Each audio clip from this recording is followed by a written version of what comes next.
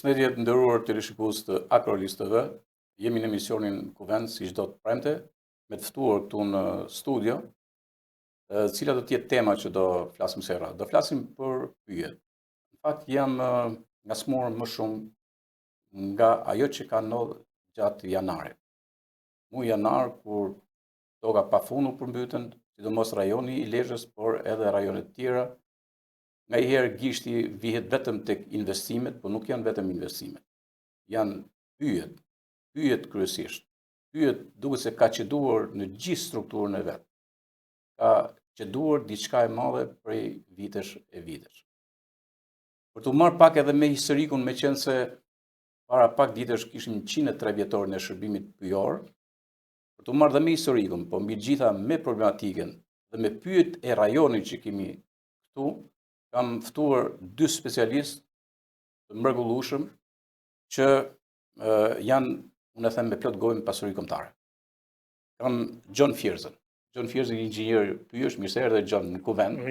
Do kemi një Kuvend me pyjet, besoj se të pëlqen. Faleminderit, kënaqësi e madhe. Shpeshherë kam debatojmë këto pikërisht në Lezhë. Shpeshherë kam thënë që a kanë jetë pyjet. Më duket se vetë pyjet kanë një Kuvend brenda vetes. Që ta shohim në mënyrë figurative edhe kështu. Sigurisht kur flasim për 60% të sipërfaqes së Shqipërisë mbuluar me pyjet, është një problem, jo vetëm një pasuri e madhe, por edhe gjitha problemet që lidhen sidomos me mbrojtjen e natyrës, aq më tepër me mbrojtjen nga përmbytjet, lidhen pikërisht me fondin pyjor. Okej. Në krahun tjetër kam mikun tim Tonin Aliaj. Tonini është një ikon, e them me plot binjen, është një ikon që e ka lidhë jetën me pyjet. Dhe Tonini vjen nga zona e Pugës, nga Kryziu, a Tonin? Kryziu. Nga Kryziu i Pugës. Fusharës. Ka gjithë jetën e tij dhe vazhdon sot e kësaj dite, vazhdon ta ketë lidhur me pyjet. Mirë se erdhe Tonin. Mirë se u gjetëm në Kuvend. Unë vërtet e bëre pak një fjalë për ardhen time, edhe fshati Kryzi e ka emërtimin e saj vetëm nga kurora që ka qenë gjithmonë me piksha. Me thonë kryet e zi. Dhe kjo është origjina që është e deklaruar nga gjithë historianët e fshatit Kryzi. Që mund të takon kam edhe një emocion ma shumë për fshatin tim, me që a marrë një fshat pyjor gjithë jetën.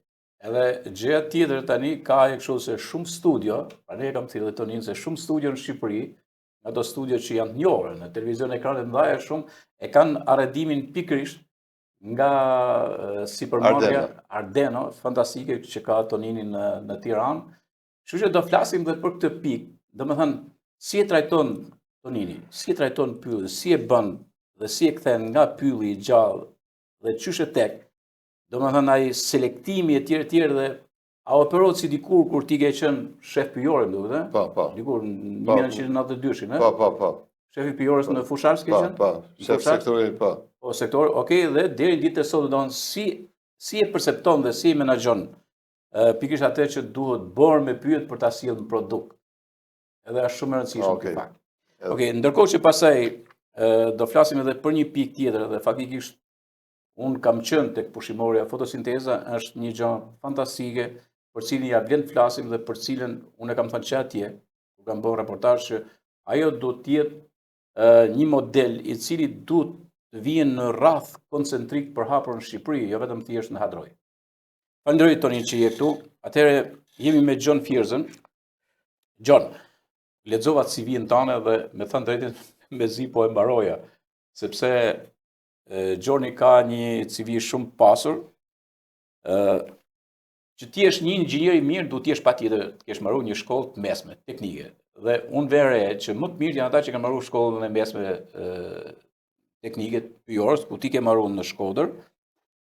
Pastaj nuk përmend gjithë shkallë që ke arrit deri këshilltari i ministrit, ëh? Kam qenë këshilltari i jashtëm. Këshilltari i jashtëm i ministrit. Por mbi gjitha tani, pa hyrë shumë këto, unë duhet të them një gjë. Dhe ta përmend këtu. Ka zyrtar që e fillojnë punën në mënyrë mekanike dhe mbarojnë si zyrtar gjithë jetën e tyre derisa dalin në pension. Dhe nuk shkruajnë as gjysmëllafë. Ndërsa Gjon Fierza është arketipi ndryshe i një zyrtari në shtetin shqiptar, dhe sidomos që ka të bëjë me pyjet, sepse unë duhet përmend disa lloj botimesh që kesit, pyet Dësharët e Pugës në vite bashkautor 2024, burimet natyrore mbështrimi i qëndrueshëm në njësinë administrative në Shëngjin 2015, menaxhimi i burimit natyror në pjesëmarrje të komunitetit bashkautor 2015, manual rritja e aftësive të komunikimit shoqatave të pyjeve komunal 2013, pyjet dhe shërbimi pyjor në vite shënime historike, librin Pyelli dhe njeriu, paketa ligjore për pyjet dhe kullotat dhe zonat e mbrojtjes 2008, manuali për përdorimin e pyjeve dhe kullotave komunale, monografia zonat e mbrojtura të parqet kombëtare në Shqipëri, monografia e prodhimit pyjor jo drejtësor në Shqipëri, manuali i kalimit pyjeve dhe kullotave në përdorim të komunave etj dhe pastaj për disa vite botues kryeredaktori i buletinit informativ për pyjet si organ i këtyre instancave të pyjeve.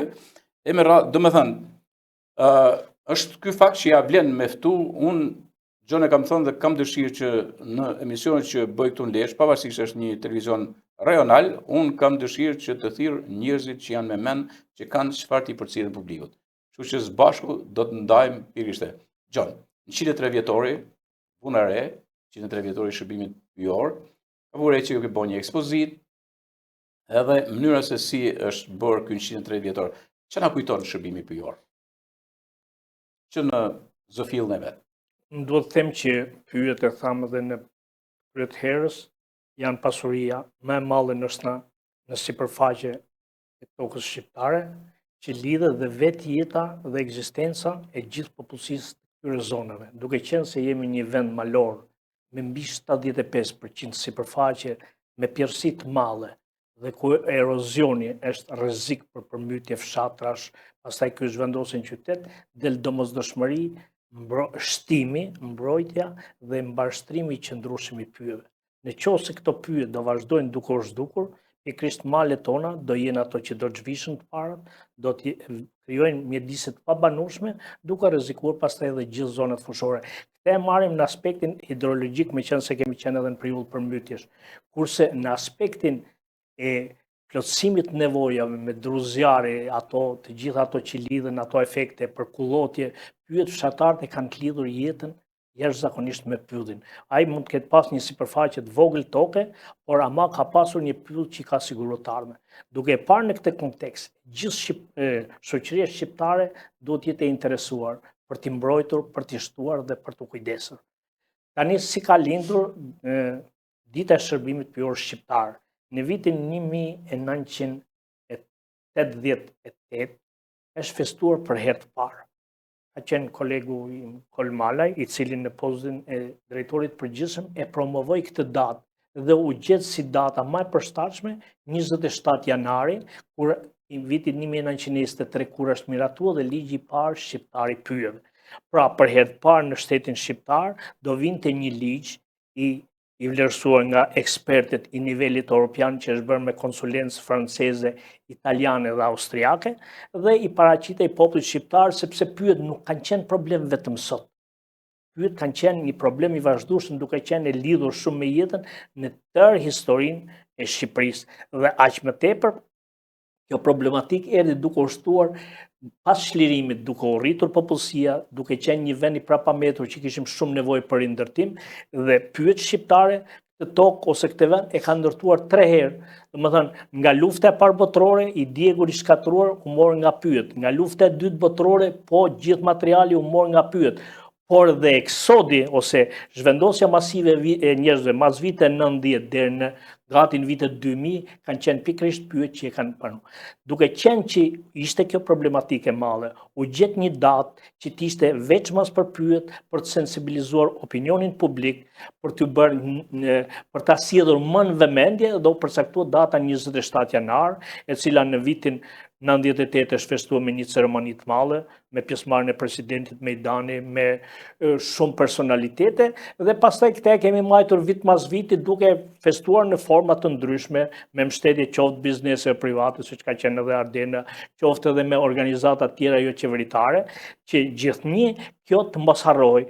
Para 3 ditëve ne kishim 103 vjetorin. Pra, është datë që fillon nga 1923, me 27 janar, dhe sot vazhdon. Është dita e parë në kalendarin ekologjik të Shqipërisë që festohet si datë, dhe kjo merr edhe këtë vit për shkak kishte një rëndësi, ju dha një rëndësi e duhur vetë ministri i mjedisit, Zoti Jaupa mori pjesë në këtë punë dhe dha mesazhet e tij se çfarë duhet mund bëjmë për t'i përmirësuar gjendjen, sepse realisht do ta pranojmë, ne nuk jemi në një situatë të mirë të pyjeve, sepse pyjet nuk arrin të plotësojnë sa duhet funksionin e tyre prodhues, nuk arrin të plotësojnë sa duhet funksionin e tyre mbrojtës dhe rekreativ, dhe për këtë nuk mund ta bëj asnjë njeri, asnjë teknik, as qoftë edhe një bashki. Pra, është një kombinim i shumë aktorëve dhe faktorëve për ta përmirësuar situatën.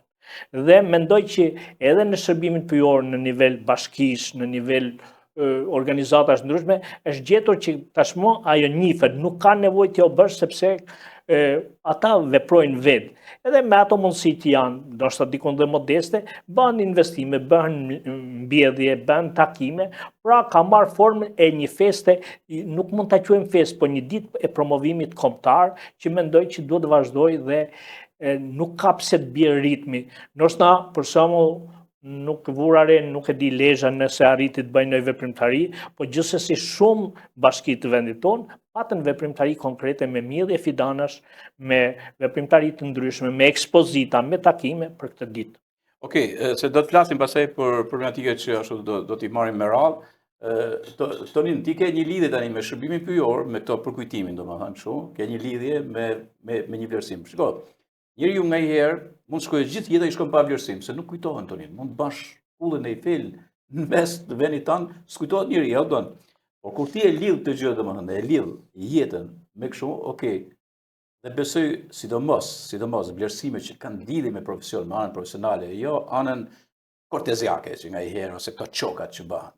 Kështu që besoj ti e ke përjetuar një përvjetor shumë të rëndësishëm edhe me një vlerësim që të është dhënë nga presidenca. Pa, unë ka, dhe më thënë që kur kam marrë shkollën, unë kam punuar vazhdimisht me pyjet. Dhe fati im në vitin 1982 ka qenë që kam punuar pranë stacionit pyjet dhe kulturave e të ravajore në Tiranë.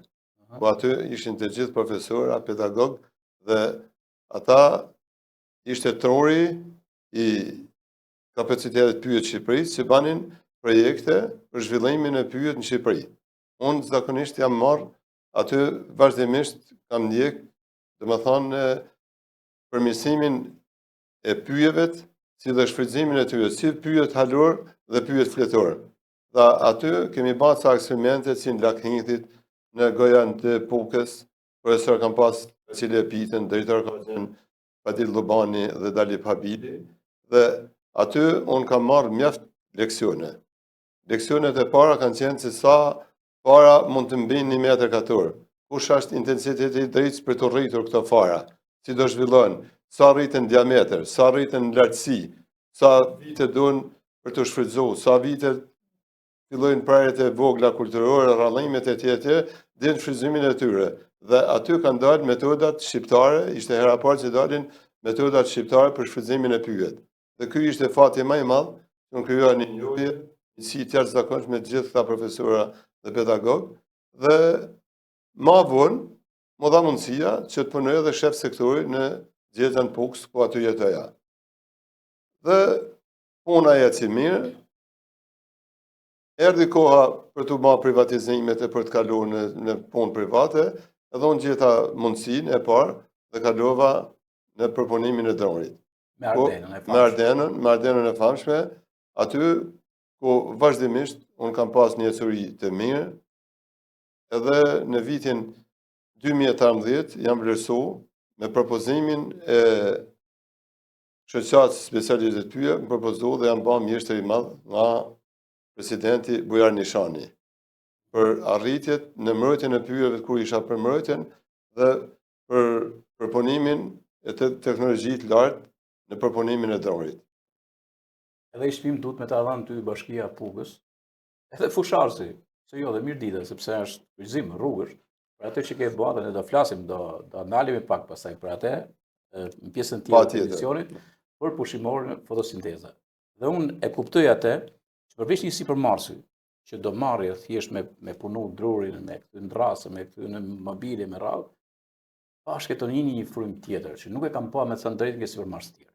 Sepse gjithë mendojnë të bëjmë mobilerit, të fitojmë, sa më shumë, por nuk mendojnë kurse duhen sa fara për me shumë, duhen ca vite, duhen vitet tona, kështu që do flasim për atë pjesë.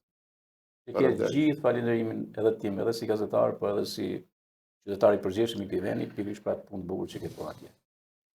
Ndërkohë të vazhdojmë pak me historinë. Shiko, Gjon, inxhinier.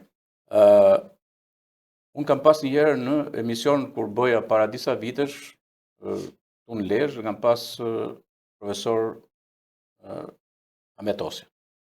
Dhe ndër tjerë ka qenë në 100 vjetori, do më ishe në 100 vjetori i Shpallës Pavarësisë, dhe bëra një cikël emisionesh, dhe një nga ato ishte edhe bujqësia në 100 vjetor. Dhe ndër tjera, edhe sot e kësaj dite, pastaj e ndesha, ke diçka që më ke quti, e ndesha edhe këtu, dhe sot e kësaj dite e kam në mendje, ishte një mendje ndritur, besoj ti ke po të njëjtën konsiderat për profesor Rosin. Dhe thotë që Ismail Qemali, në 4 specialistët austriak, që u morën atë se si duhet orientuar zhvillimi i Shqipërisë. Dhe ishin nga agrobujqësia, pra agropërpunim, veteriner, e tjerë specialist pyetje. Të njëjtën gjë shoh te ky materiali që një nga këshilltarët e specialistët që ishte afër me difrashët, ka qenë pikërisht nga specialist pyetje, inxhinier, nuk e di se nga ka qenë Austria, nuk e di, po ai ka pasur edhe francez edhe austriak, pastaj kanë marrë dhe italian për pyet malor. Okej. Do me thënë, kur ka filluar ndërgjegjësimi i strukturës, do me i strukturës, po themi, shtetit, dhe asaj që quhet shteti, kur ka filluar në Shqipëri? Tash për pyet që në vitin 912 që u shpall ka një tip bazë ligjore, një që e quajtur si kushtetut, përmenden dhe pyet dhe atje. Çfarë do bëhet me pyet? Pra, qeveria Ismail Qemalit në konturin e programit saj, nëse do themi, i përmend dhe pyet. Por realisht dihet se sa funksionojnë atë kohë, se erdhi lufta e dytë botërore, pastaj për të thënë të drejtën më mirë funksionoi mas qeverisë Lushnjës dhe vetë gjithë qeverisja e Shqipërisë.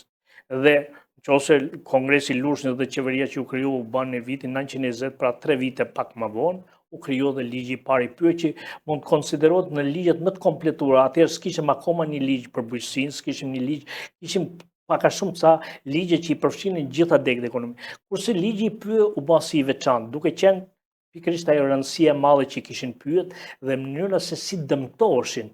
Pra, në fshatrat të ndryshëm Shqipërisë nuk kishte as rojtar, domethënë nuk ekzistonte shërbimi. Si menaxhohej edhe kjo? Po atëherë ishte menaxhorë, kanë qenë ata kryeplagë që gjenin një mënyrë për t'i dhënë dikush kush kishte nevojë për të sajuar, atje caktoi, pastaj më vonë erdhën rojtarët e pyë, erdhën teknikët e pyë dhe në vitin 1941 Shqipëria kishte vetëm 11 inxhinier pyësh dhe këta të shkolluar gjithë jashtë.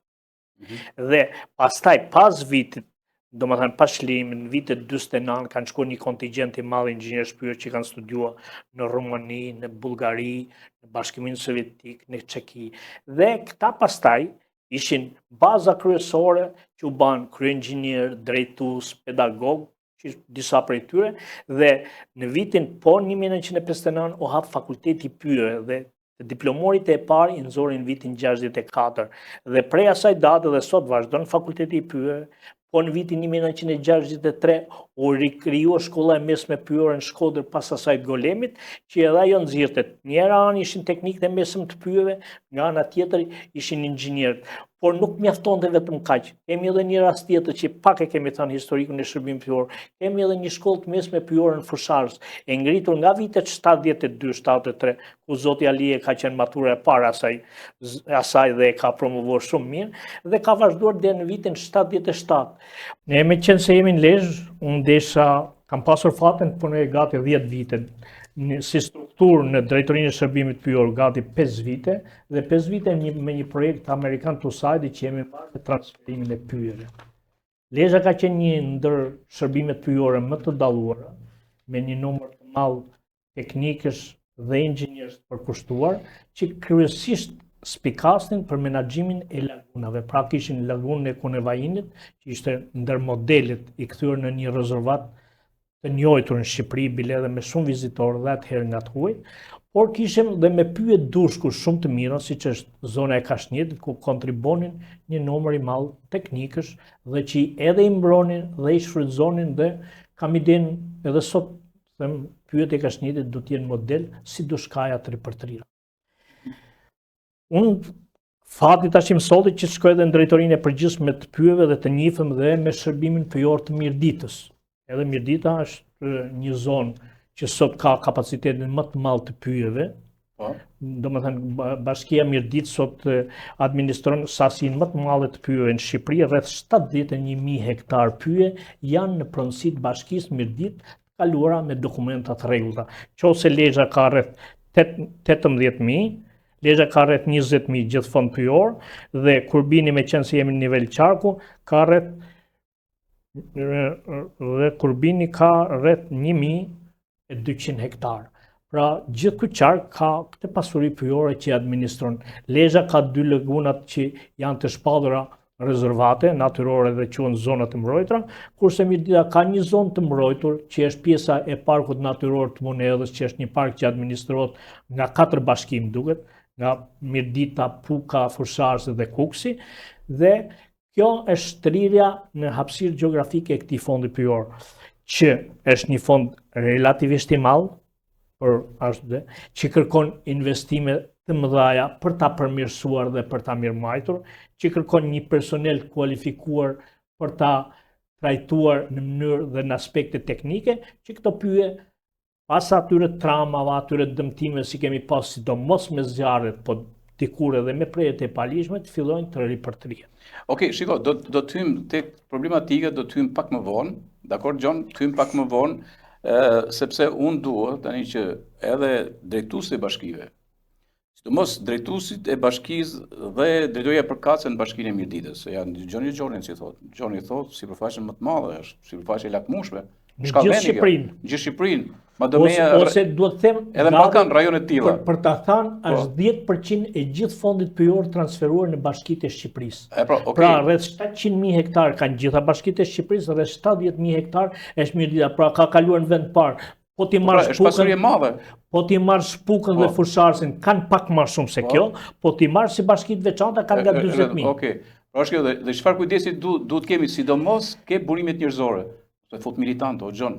E kupton çfarë bën, se pra ne nuk hesim sa gjëra mirë. I mushëm militant dhe harrojnë teknikën e tyre, harrojnë gjërat e mëdha. Të them dhe më përpara, profesioni jon. Do të flasim pak më vonë për këtë. Do flasim pak më vonë. Sepse do siem në ilustrim që ta kuptojmë më mirë, se duke sjellë ilustrimin, besoj që godet më shumë në kohë. E të kthem pak ke Tonin.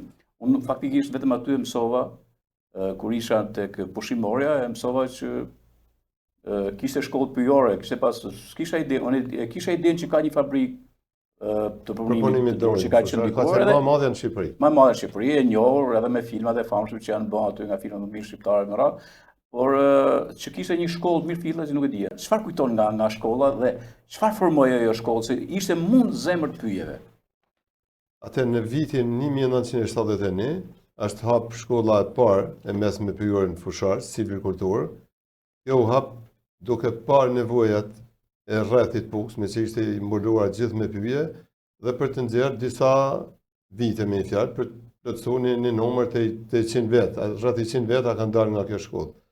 Shkolla u kriju, erdhen me pedagogë të ri, mësimet ishin mjaft të mira, mësuesat si edhe lanë e përgjithshme, edhe lanë të specializume, ata ishin të nivelit lartë, nxënësit ishin të shkëlqyer, nga që vinin nga fshati, pavarësisht se kishin larg për të ardhur aty me një orë gjys nga shtëpiat, mirë po dëshira e madhe për të mësuar, edhe me që fati i madh që u hap në zemrën e qytetit Fusharësit, aty u bën një ngritje profesionale mjaft e mirë, ku po të thosh e 60% e këtyre specialistave punon në pyjorën e Fusharësit.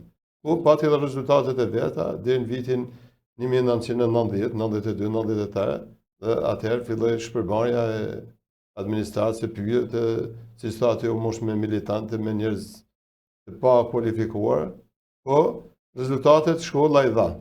Biles këta drejtorat e ri, siç ishte drejtoria e pyjorës Shkodrës, e thirrën për 50 vjetorin, tha nuk e di se ka pas në shkollë, unë e di se ka vetëm Shkoda. Nuk ishin njohuri. Kjo është mirë, a shpjegohet e libi pyjet dhe sharrat e Pukës, autor Gjën Fiza, Prenga dhe Pjetër Dema. Aty është bataman për mi shkollën pyjore të Fusharësit. Okej, të falenderoj për këtë që na prunë ke libri, sepse nganjëherë janë shumë sektorë që nuk kanë njerëz për shkruar Gjon. Dhe bravo, tani na paraqet Gjoni librin. Ky është libri që i përmendi Tonini, që është edhe shkrimi për shkollën e mesme pyor përveç shumë gjërave tjera. Më pëlqen shumë edhe shikoj dhe kopertinën. Dizajni i kopertinës është punon me mjaft dashuria, duket. Tamam, me mjaft dashuria dhe me specialistat mirëfill. Si inxhinier Pyësh edhe ekonomist, ish drejtori Pjetër Dema. Shiko, kur themi pasuri, a duket sikur këto pasuri nganjëherë janë në syrin tuaj? Unë nuk e di si punon Tonin sot. I punon me lanë. Punoj me lanë e marr nga jashtë. E merr nga jashtë. Po. Nga Malizi, Bosnia. Është më mirë? Është më mirë, nuk është po ashtu se është bë moratorium për pyet dhe nuk shfrytëzohen në Shqipëri. Edhe nuk shfrytëzohen në Shqipëri. Marrim nga ka 11 vite se është me ndaluar prerja e pyet në Shqipëri. Po kjo ka ndikuar për mirë pak a shumë? Kjo ka ndikuar për mirë për që të rritin pyet zhvillojnë dhe nuk janë bërë prerje abuzive. Se janë bërë prerje abuzive. Për ne që punojmë me lanën e parë, e marrim me 50% mashtrat me fjalë. Mashtrat. Po mashtrat e marrim se do të kaloj ka transport 200-300 kilometra në mes doganat. Janë kostot e transportit dhe është bërë mirë me moratoriumin Gjon? Po moratoriumi u gjet si e vetmja zgjidhje për të vendosur një farë kontrolli mbi pyet. Jo si ishte zgjidhja më e mirë dhe mas moratoriumit jetë ndalu prerja, sepse Shqipëria ne konsumojmë një sasi jashtëzakonisht madhe dru zjarri. Dhe marrja e druve të zjarrit nga pyeti në një fakt është një mbishfrytëzim i pyetëve shqiptare. Që në kupton ne marrim çdo vit gati 2.5 milion metër ster dru zjarri nga pyet. Që nuk është brenda mundësisë, por me qenë se kjo ishte domosdoshme të merr, u gjet mënyra që të paktën ndaloi lënda e punimit, që të mos. Kjo që thot zoti Alia nuk është mirë, sepse ato lek, ato euro që Tonini i nxjerr jashtë shteti për të blerë lanë nga jashtë do ishte mirë që të ishin të qarkullonin pikërisht në shërbimin pyetër shqiptar, pra atë ishte lënda vendas. Po duke qenë që kjo ishte e pamundur do pa, qeveria vlerësoi. Si vjet është viti i fundit i moratoriumit, pas 10 viteve, domethënë, pritet dhe sigurisht që strukturat e shërbimit pyetër do bëjnë një analizë, do shikojnë bashkitë nëse ky do zgjatet përsëri, apo mund të krijohet që të kthehemi në një normalitet se pyeti vetë si një ekosistem shumë kompleks, ka dhe vetaj nevojë për të shfrytzuar. Në qoftë se ti shkon në një zonë pyetore ku ka filluar ripërtritja, ku drurët kanë filluar të shkulen, ku ka shumë fenomene, ai në fakt çfarë do? Ai duhet ta shfrytëzosh dhe ta kthejmë në një mjedis të kulturuar, jo të kulturuar për televizion e dy, po të kulturuar për pyetjen që të fillojë instalimi i ripërtritjes dhe të fillojë gjenerata e re, se mbi këtë bazë ne kemi ngritur gjithë shërbimin pyetër. Pra nga pyllit marrim ato që pyllin na jetë dhe të sigurojmë një ripërtritje natyrore.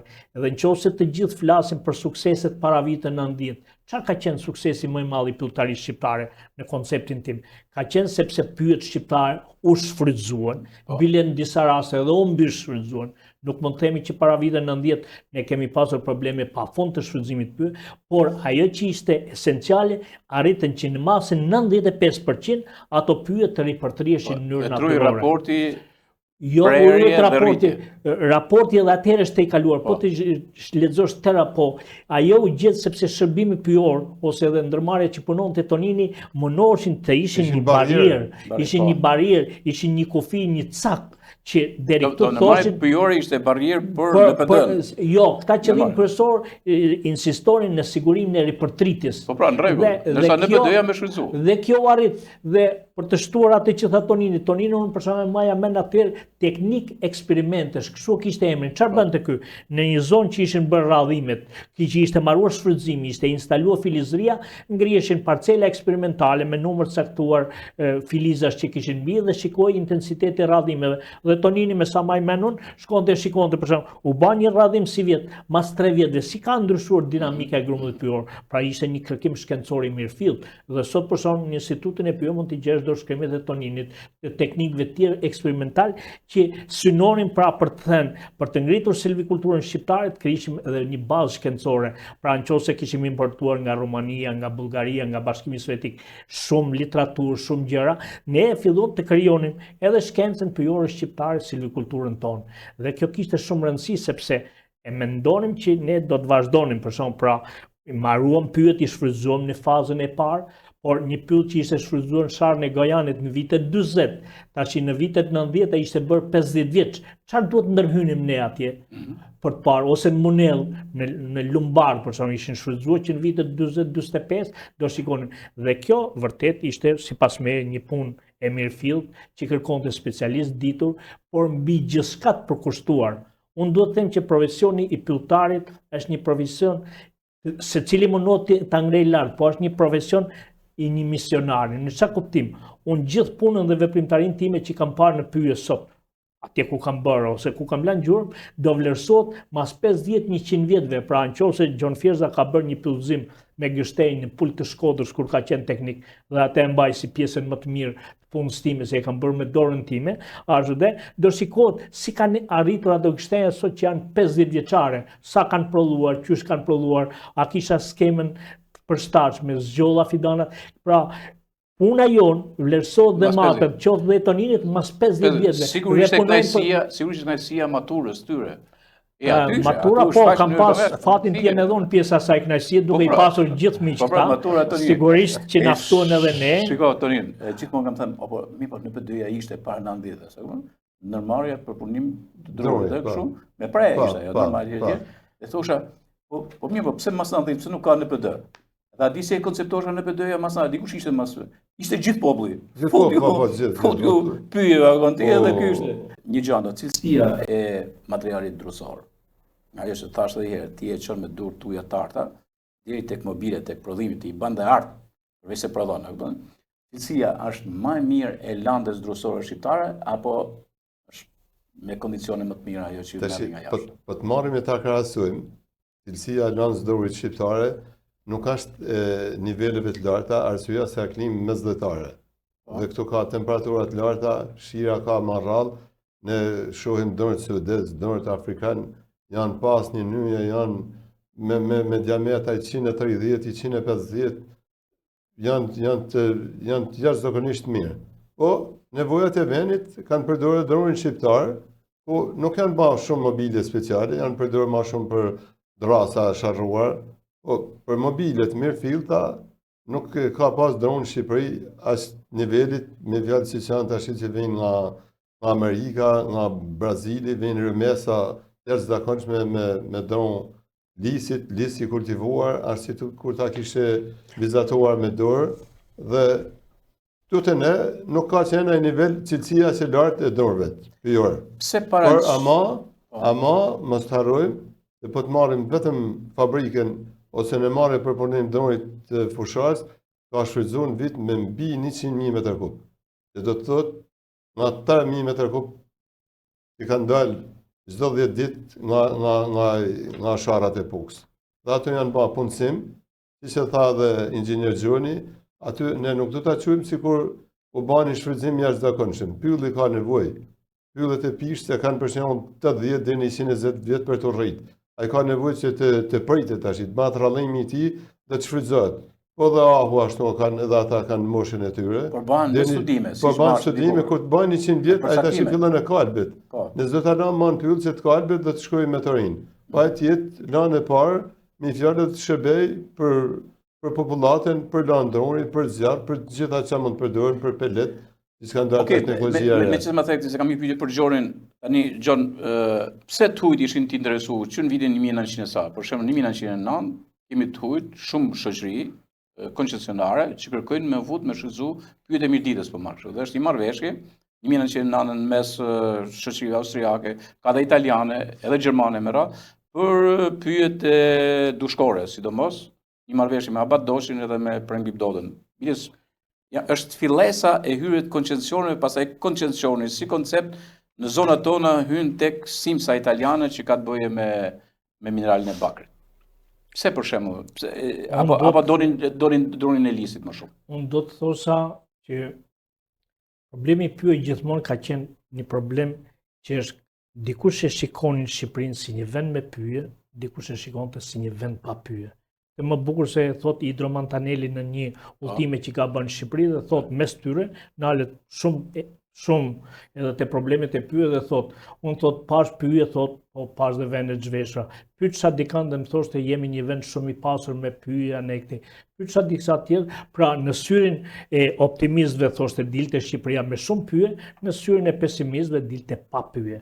Pastaj ai nalet shumë edhe te problemet e tanë shqiptar, po ti pyet sot, te tanë thoshin që jemi pronar pyesh, po në fakt kur kërkohen në njëri thosh si dispononi dokument, askush nuk kishte një lekë. Dhe këtë e thotë dhe Carleton Cohn. Tani ka dhe një gjë tjetër. Antropologu amerikan që vjen edhe në Puk, edhe në Mirdit. Kur ne kishim pyje, për fatkeq nuk kishim industrit për punimin e drurit. Qa nolte?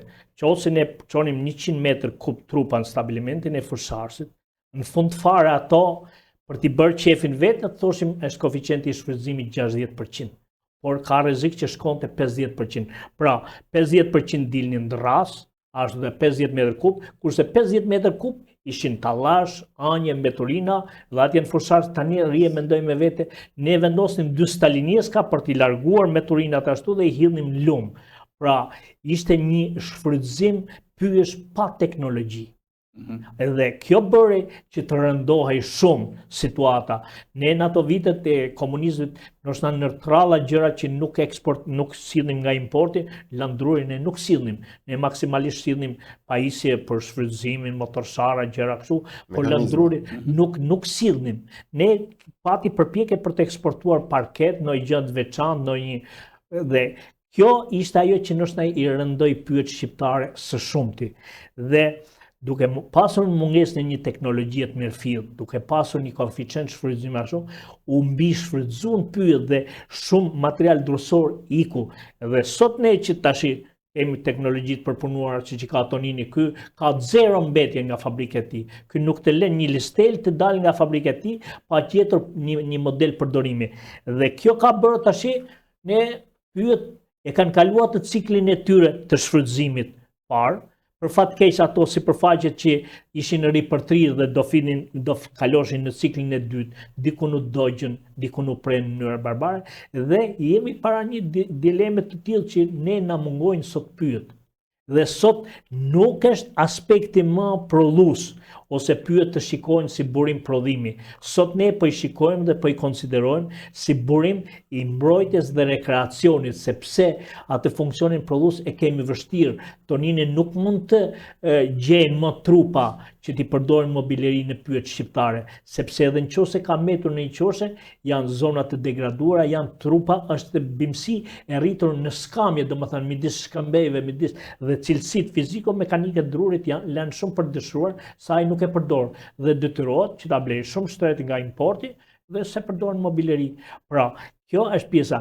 Ne sot luftojmë për të shtuar sipërfaqen e bimësisë pyjore në sipërfaqe për të rritur mbulesën me qëllim që t'u paraprim atyre siç thamë fillim në problemet të erozionit, për të krijuar mikroklimën e tyre, sepse ka dhe një problem.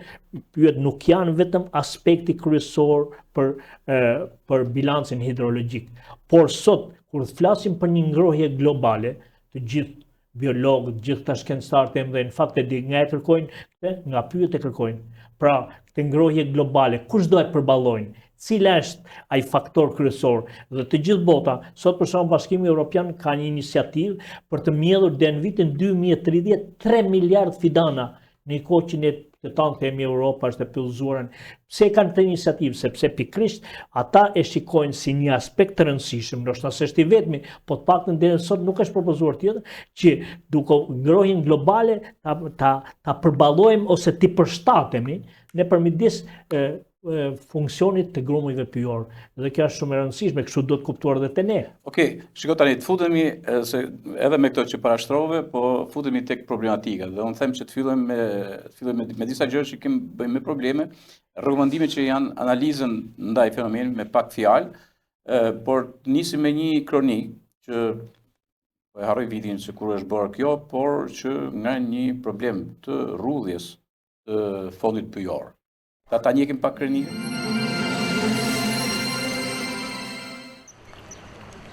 Në vitet e fundit në Shqipëri nuk janë vetëm banorët që largohen, por edhe sipërfaqet e gjelbëra janë reduktuar ndjeshëm. Sipas Istat, në 3 vitet e fundit janë të paktën 30.000 më pak sipërfaqe pyjore, kullota apo më bimësi të ndryshme. Më konkretisht, sipas këtij institucioni, në vitin 2021 vetëm pyjet kanë njohur një shtesë me rreth 100.000 hektar, ndërsa kullotat janë rreth 30.000 hektar më pak dhe sipërfaqet më bimësi të ndryshme u të kurën me rreth 80.000 duke e krahasuar me vitin 2020. Por situata duket më e paqartë kur Instituti i Statistikave saktëson se sa i përket pyjeve, në vitin 2021 janë përfshirë edhe sipërfaqe që ndodhen në zonat e mbrojtura dhe si rezultat ka një rritje prej 94.882 hektar krahasuar me vitin 2020. Vërteshtohet se ka 1.716.824 hektar sipërfaqe të gjelbra, duke përfaqësuar 59.7% të territorit. Në fondin pyjor, sipërfaqen më të madhe zën fletorët me 49.8%, ndjekur nga të tjera lloje. Zonat e mbrojtura natyrore dhe turistike në vendin tonë janë konsideruar si pjesë toksore dhe ujore të mbrojtura për shkak të shumëllojshmërisë biologjike, të pasurisë natyrore dhe kulturore që ato ofrojnë. Ato ndahen në 6 kategori, por duket se nga të gjithë të dhënat nuk ka as reduktim dhe as shtim. Megjithatë, duket se krahas së djegjeve dhe prerje të pemëve janë ndërtimet ato që pozojnë gjithnjë më shumë vend, duke e mbuluar me beton miliona metër katror. Besoj që shifrat janë të updateuara tashmë, se këtu ka më shumë, është një analizë 2021-shit. Sot janë më problematike. Cila është situata e pyjeve? Duhet të them për shkak në Shqipëri, po dhe sidomos në rajonin tonë. Duhet të them që ju keni të 2021-shit, por megjithatë ju po të shikoni te Instati keni shifrat e 2024-s. 2025 do dalin diku nga qershori këtij viti, se kështu është rralla për përditësimin e fondit pyjor. Në tërësi nuk kemi një paksim dukshëm të fondit pyjor. Ne paksimin më të madh të fondit pyjor e kemi për zjarret, që shpesh jemi çik të ndrydhur dhe nuk i raportojmë saktësisht sa digjet sipërfaqe, ashtu dhe kemi përhapjen e veprave. Për shembull, unë do të them një fakt, unë nuk e di, pakën s'kam parë dokumenta që gjithë rruga e Kombit e hapur këtu te ju ka përshkruar me qindra parcela pyjore, që nga Lezhë, nga Mirdita, nga Kuksi, derisa ka shkuar në Kufi. Nuk thot kush që janë hequr nga fondi pyjor. Në fakt ato duhet ishin hequr. Unë s'kam parë në një dokument. Jo, po ka qenë detyrim edhe për t'i vesh. Prit, vim të aspektit tjetër. Pra, jo, duhet të them që në sipërfaqe nuk kemi paksime të ndjeshme, pavarësisht këtyre ndërtimeve palese, këto ndërtimet janë bërë diku në toka frutore, diku në toka afër fshatrave, nuk ka fshatar për shembull, nuk ka zgjerime shumë në pjesën e fondit pyjor në atje ku është mirëfilli. Por ajo që ka rëndësi ose që duhet theksuar si deficit i madh është mungesa e lëndës drusore në këtë fond. Për shembull, po të marrësh në këto 10 vitet e fundit, ose ndoshta është rriti çik më gjatë, ne na mungojnë nëse kemi pasur 80 milion metër kub lënë në këmbë në fondin pyjor shqiptar, sot kemi 50 milion. Çka ka ndodhur pra? 30 milion janë deficit që janë krijuar. Në fakt në një pylltari të qëndrueshme, duhet ishin sa të shpriten dhe dëmtohen, aq edhe duhet rriten. Pra ne duhet kishim një ekuilibër. Shto dhe pyllëzimet që duhet ta shtonin fondin pyjor. Realisht pra, unë nuk shikoj shumë shqetësim në paksimin në sipërfaqe. Unë shqetësimin e shikoj në strukturën dhe në paksimin në volum të fondit pyjor. Ajo çka bën që ne të kemi mungesë pra, tash drut e zjarrit vazhdojmë të mbi shfrytëzojmë, që ose kemi ndërprer landën e punimit, nuk them që do të dalin mas një viti që kemi një stok dhe o burra ta ofrojmë për shfrytëzim. Ne prap nuk është se kemi të stok. Megjithatë, duke e parë gjithë këtë problematikë, mënyra raportimit gjithmonë në Shqipëri mos prit jo vetëm për pyjet, po edhe për tokat bujqësore dhe për shumë tjera të kesh ca shifra të rakorduara. Agjencia Kombëtare e Pyjeve sot po punon, dhe të paktën unë pash dhe një postim të ministrit, për të ngritur një sistem informacioni të digitalizuar për pyjet. Çka do të thotë pra, ose 10 hektar do digjen në Mirdit dhe specialisti kadastër në Mirdit bën paksimin e fondit pyjor, automatikisht të do shkojnë te ky sistemi informacionit që është ngritur në Agjencinë Kombëtare. Po kështu, pra i gjitha ndryshimet në fondin pyjor pretendohet dhe them që do arrihet që të jenë të digitalizuara dhe të lexuara dhe të shkojmë drejt një saksimi. Ka po të vesh edhe një 3 inxhiniera pyesh si puna ime këtu, ne të 3 do japim shifra dhe dhëna kreditë të ndryshme nga herë që ndryshojnë, jo me 50% marrë gabimi, po me 20-30%, sepse ne nuk arrim, është shumë vështirë ta kadastrosh, sepse ka dhe disa aspekte qoftë objektive që nuk bëhet ky saksim, por më shumë dhe subjektive për të pasur këto dhe për t'ju referuar këtyre shifrave që thoni ju. Pra, ne themi gjithmonë në Shqipëri kemi 1 milion hektar pyje. Ky 1 milion si ka 70 vjet që vazhdon në këtë formë, por ama nuk kemi sasinë e metër kub dhe këtë nuk gënjejmë dot, sepse në fond pyjor ngelet dhe bjeshkët e kunorës që sot s'kan asnjë dru, se dikun janë prej dig, por në fakt janë fond pyjor. Llogaritën në sipërfaqe pyjore, po quhet me bimësi. Pa volum. Po, volumi është zero. Ashtu dhe. Megjithatë, ne kemi edhe volume, unë do të thosha për shembull të gjithë dushkaret e Shqipërisë sot janë në një gjendje të mirë. Ka një rritë. Ashtu dhe. Pse janë në një gjendje të mirë? Ka disa po një ndër arsyet kryesore, ne kemi pas rastin bashkë shkojmë në zonën e Kthedhut për shembull, ku janë krijuar grumbujt pyjor shumë interesant, me shumë vlera, janë afër çdo shtëpie ose po themi çdo fermë, çdo që nesër mund t'i përdorin, sepse njerëzit e pan interesin e tyre dhe thanë që pa pyje nuk mund të jetohet këtu. Ata nuk të lanë sot të shkosh të preshti, domethënë në një farë mënyrë banë dhe blokad ndaj shtetit dhe kujdo që jep nuk të lanë ata të përdosh, por ama problematika qëndron atje sipër në majët malit ku ne i kemi të zhveshura dhe për ta lidhur i qikë dhe me përmytjet, atje fillon erozioni, atje duhet marrin masa për të pyllëzuar që të ndalohet uji mos na vinë me një herë këtu në Lezhë për shembull, po të ndalohet po e zonë në zonën e Zadrinit. E qartë, tani kam 2 pyetje për Tonin të shpejtë. Një e para, kur i shef domun që dëmton pyet Tonin, pra ti je një nga shfrytëzuesit e pyjeve, pa thënë. Pa të quaj shfrytëzuesin universal, sepse të marrin gjithë botën, por a ndjen dhimbje domun kur kalon dhe shef një të shkretuar, një të djegur, një që mund të ketë qenë një plantacion pyjor. Si e ndjen Tonini i Ardenës? Duke folë për origjinën time, unë jo dhimbje, po më duket sikur të isha ato prarë në i dorë, në i krahë, në i gishtë duke heq kur shoh se dëmtohen dhe shpërdorahen. Unë vazhdimisht shfrytëzimin e pyjeve kam bërë në bazë të rregullat, gjithmonë me damka të sakta dhe çdo gjë e precizuar me leje kalimi, me të gjitha lejet e shfrytëzimit dhe mund të jem në të vetmit, jo se duhet lavdëron, po unë çdo vit për muajin 10 pyjet unë kam dhënë nima, ose kam kontribuar vet, ose me anën financiare, i kam thënë dikujt, urdhëni, sa të kem 1000 euro dhe bleni fidana që të pyetën. Është në Pukë, në Lezhë dhe ku kam punuar.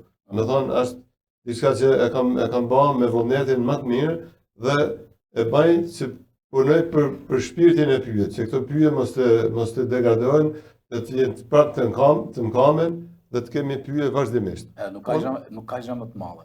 Është një drejtor shkolle në pension në Brusht të Madit, kam bërë intervistë me ta, dhe më tregon ke shkolla, atë kam qenë disa pemë që kishte mbjell para 20 vitesh, edhe tani ai ka dalë në pension.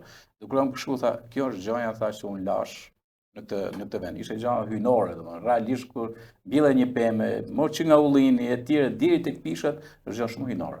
Është jo hyjnore, pa e lëni tashigimi.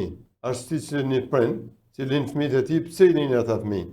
I linë që të ketë tashigimtar, të ketë me emrin ta gëzohet me emrin me mia vjet. Edhe kështu është një pyll që ripërtëret edhe vet, nga ana natyrale, që do të ripërtërishin vet, edhe duke parë abuzues, sidomos tash i kohët e fundit është zjarri ai që ka bën se nuk përmendet shumë shfrytëzimi pa kriteri pyet, po zjarri është një armiku kryesor i pyet.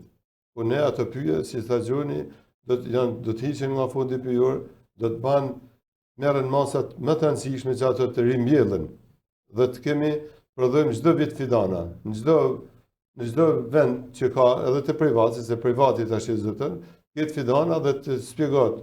U dëgjën 20 hektar, ta 20 hektar mos mbjellën për i vit, po vit mas vitit mbjellet dhe të repertohen dhe të ketë fidana të ri. Unë kam një rezervë për mbjelljen e fidanave. Dhe këtë rezervë do ta sjell me një fakt.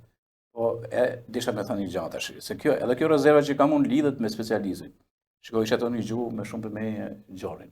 Nuk e di, ti ishe do po një gjuhë me përmenje? Ti e keni gjuhë herë tjetër, po sot po një gjuhë me përmenje? Po, sot po flet më zyrtarisht ai. Po zyrtarisht po, okay, pra në pension po zyrtarisht. Unë po thoja me veti, Toni, nuk e di, a thoje ti ajo, po unë po thoj me veti. Mi më vlla, Shiko, a do ketë dhe a ka Shqipëria, a ku thonë, kualitetet tilla, specialistë tillë që bëjnë analiza tilla të thella, do në fakultetet tona, e tjerë, do në, se fletë si tamam si një shkencëtar, por a ke besim tonin se vazhdim të kemi sot apo thjesht janë mohikante e fundit të specialistët mirë fill të inshallah nuk janë të fundit, po edhe drejt fundit janë. Janë në zhdukje, parasysh se nuk kanë mbështetje. Tash gjithë teori i pyetjet asnjë nuk i pyet, nuk i ashtu, vën një drejtor aty, thotë do bëjmë këtë, nuk e merr menimin e specialistit.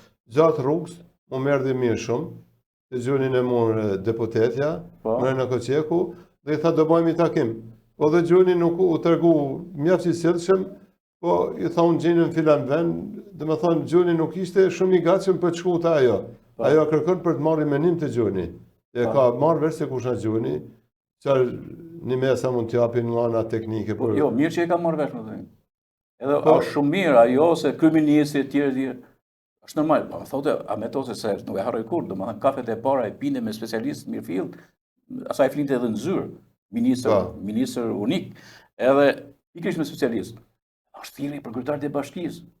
Kryetarët e bashkive, kafet e parë do t'i pinë me specialistë fushave të ndryshme. Unë kam pas një nga specialistët më të mirë të hidroteknikës këtu dhe kam bërë një bisedë vërtet kualitative që do të ishte në çdo ekran kombëtar dhe ku jepen zgjidhje, por që për fatin e keq nuk pyeten. Dhe sepse me kë i pim kafet me se duket sikur kam një konotacion negativ për militantët, por me njerëz mediokër, me njerëz shumë, me njerëz influencierë në politikë etj me radhë, dhe nuk merren me specialistë mirëfill. Prandaj tani nga dalë do hiqe ky brez, por brezi tjetër si do vinje? Do vinje. A ke besim tonin që do vinje? Ja, nuk diskutohet se vazhdojnë brezat e ri, vazhdojnë fakulteti i pyet vazhdon, dhe edhe në shembullin e të vjetërve, ata po mësojnë dhe tash fillojnë të digitalizojnë gjërat dhe do ketë prapë pecëri. Okej, shiko tani, me qenë se unë thash kam rezerva për kështu, do të sill pak lurën, Gjon, sillim pak lurën, si është lura edhe kur mbillen për shembull fidana dhe ka disa rezerva aty, ka disa specialistë që kanë folur me shumë rezervë. Ta sillim pak një moment nga lura.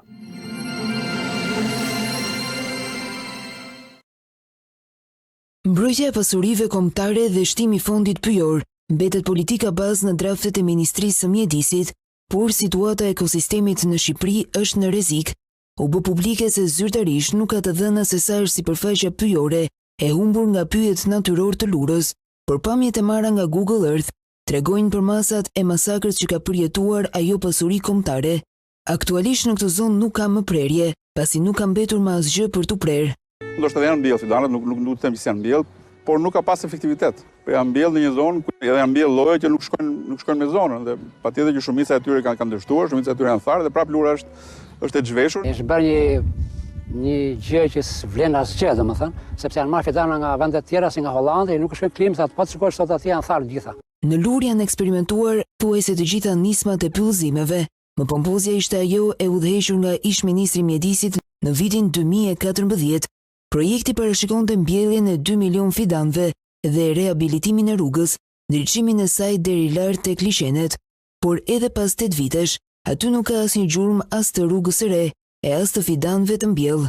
Shkatërua përfundimisht dhe nuk është më park kombëtar, as de jure mund të jetë, por de facto s'është më. Për fat keq, duhet të theksojmë dhe raste të tilla që një zonë që humbet vlerën mund të hiqet statusi, pra nuk është çudi e madhe që një zonë të hiqet statusi, pikërisht sepse nuk plotëson më kushtet për të cilat është shpallur zona mbrojtur. Në 61 bashkitë e vendit situata pyjore është në nivelin e shfarosjes. Aktualisht pyjet administrohen nga bashkitë, një pjesë të cilave kanë ngritur inspektoriatet e tyre, duke bërë që Shqipëria të jetë i vetmi vend në Europë që pyjet i administrojnë bashkitë, ndërsa si pasuri kombëtare duhet të ishin shtetërore.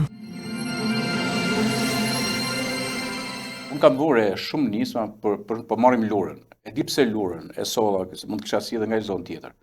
E solla për një fakt që besoj verën që po vjen, edhe rruga do të jetë asfaltuar. Nga Dibra është asfaltuar dhe këtej, kështu që me atë shprehjen tonë do rranin njerëz turista për shku me radhë. Tani çfarë do shohin Lurë me këtë pamje që na jepen tani dhe kjo është situata edhe atje. Ndërkohë që kam parë vazhdimisht, domethënë, shoqata ndryshme, organizma ndryshme, ndërmarrin aksione për mbjelljen e fidanëve me radhë, por tani a këshillohen se ja si shtohen specialistë që dëgjova aty. A këshillohen domethënë dhe a do të ribohet lura sipas perceptimit tanë Gjon?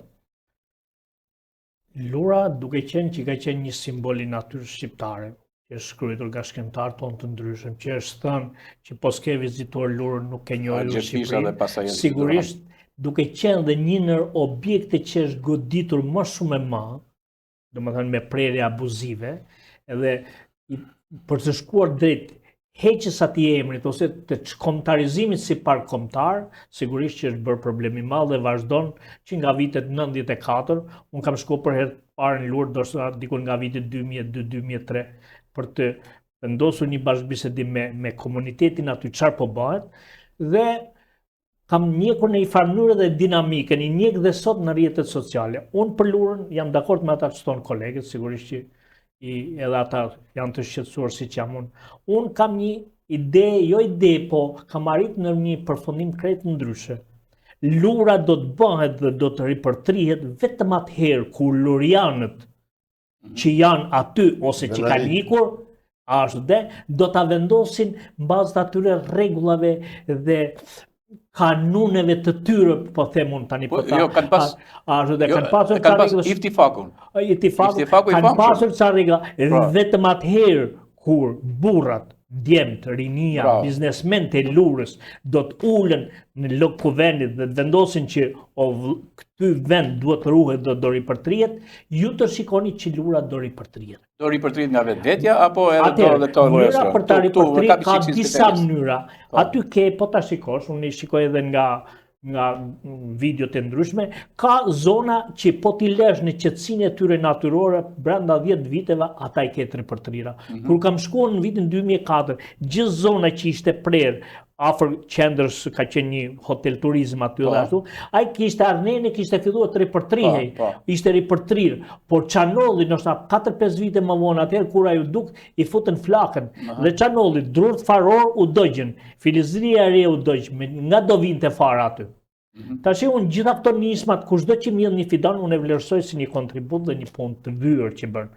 Por asnjëherë Lura nuk mund të mjellet me vullnetarë nga Tirana, që shkojnë, mjedhin 5-10.000 fidana qoftë, sepse janë pak. Sepse në qoftë se nuk marrin pjesë komuniteti lokal atje, çfarë bën ai fshatari që rrin atje? Ai ka një tufë me del ose me dhi, sa po ikin këta, ja fut delet e dhive nga fillimi deri në fund. Dhe çfarë ndodh? Të gjitha pishave, ju han atë majën që kanë adhastarin e mirë dhe tamël, dhe çfarë kthehet? Nga një fidan që duhet rritet në mënyrë të drejtë, po i pute majën, ai kthehet në një fidan shkurror që vazhdon të ekzistojnë, ose në një vit të thatë, ai dhe të thatë krejt. Pra, unë them që zgjidhja e parë në Lurë është nga komuniteti vendor i atyre njerëzve.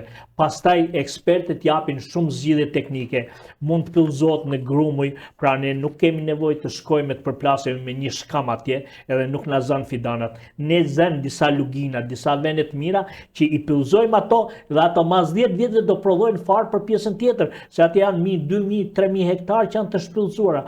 Pra do përdorim disa forma. Dikun mund të mjedhim me farë, po dikun edhe me fidan. Dikun mund të mjedhim jo vetëm halor pishë zezë, sepse është gjetur pishë zezë si dru shumë i qëndrueshëm ndaj thatësisht, po aty ka nevojë të mbillet dhe rrobulli dhe arneni, pse jo dhe ahu. Ne s'kemi praktikat mira të pyllëzimit me ahë se nuk e kemi zbatuar, po duhet ta gjejmë dhe duhet ta vendosim. Pra ka disa mënyra në aspekte teknike, mjafton një mendje të hapura inxhinierike që i gjejnë aspekti social, aspekti interesimit komunitetit. Tani i them me rrugën e makinës dhe unë shumë shpresoj që të ndodhë, që ose fshatarët, do filloj pyllëzimi i Lurës, do filloj nga fshati, rreth e rrotull do shkoj drejt majës. Dhe kështu do më thënë, kjo është e mirë, po edhe kështu mirë është, sepse njerëzit nuk do kenë kohë të shëtisin gjitha majën, po le të fillojnë njerëzit nga afër, si që kemi me dushkajat, dhe Lura do bën. Dhe kjo them është rruga, do më thënë janë dy rrugë, pra aspektet teknike nga njëra anë, por aspekti social dhe pjesëmarrja komunitetit vetë të Lurës për ta mbrojtur.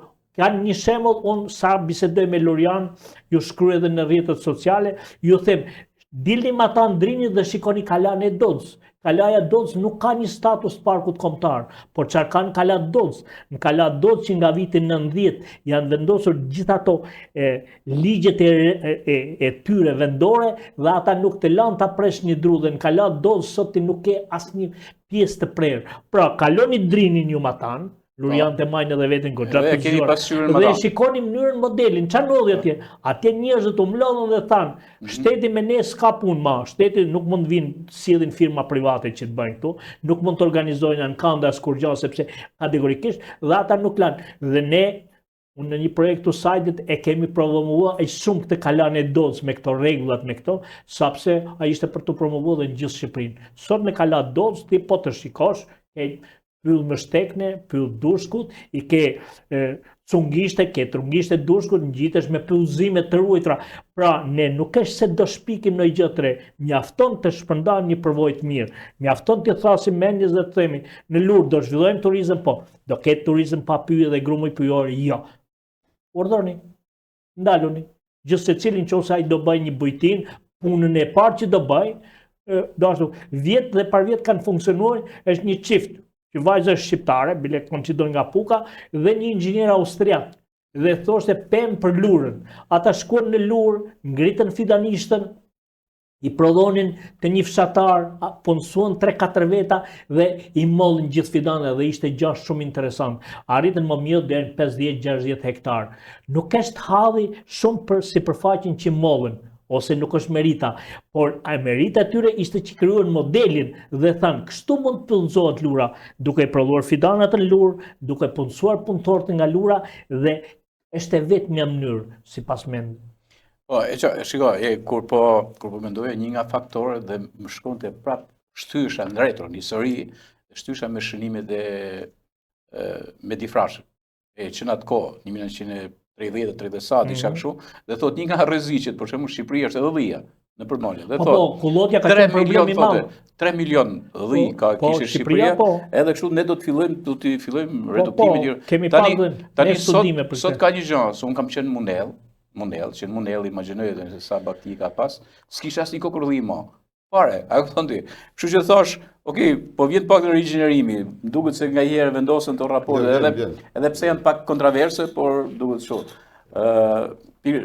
Lurën, a ke qenë herë tani në Lurë? Kam qenë në Lurë. Po. Kam kaluar nga rruga Kurbneshit, ishte rruga para 6 muajsh.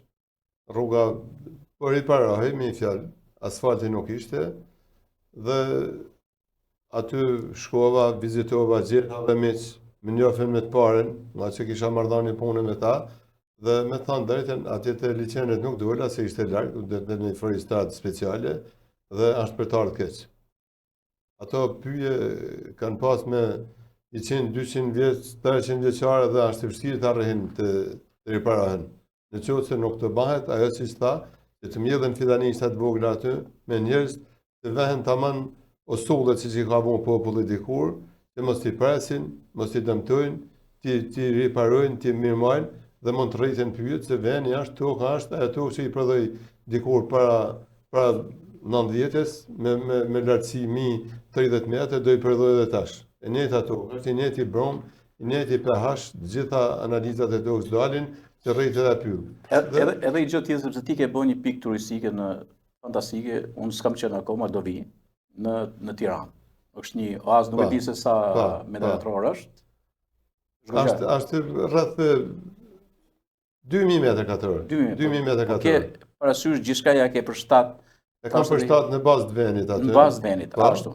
Unë kam parë Pukën kështu, nga që ishte duke asfalt, nga mlek, kam bërë disa kronika speciale atje dhe kam parë është një balkon ku ngjitesh sipër nga që shkon për të lidhur me Tibrën, Lan Lurë. Para se më shkon Lan Lurë, është sipër një balkon dhe kam parë atje. Dhe kam pyet, sinqerisht kam pyet, domethënë, a ka ndonjë kush me pa këtë këtu dhe me pa se me bën një studim planifikimit urban, me bën një studim urban, Lura ka nevojë për një studim urban, domethënë për ndërtesat, për mëra. Kam pa dikush ka bën edhe ndërtesa druri kështu mëra. Cila i shkon sipas teje, cila do të jetë ajo që mendon tani si një njohës shumë i mirë i arkitekturës malore, sidomos, dhe përshtatjeve të tilla. Cila do të jetë Lura dhe a do të ketë një gjë më të planifikuar, më të studiuar tani, sidomos që kemi të bëjmë edhe me paketën e maleve. Jo thjesht bëhet paketa e maleve për enumeracion projektesh, por paketa male që të rrihet tamam te fundamenti trashëgimor i maleve.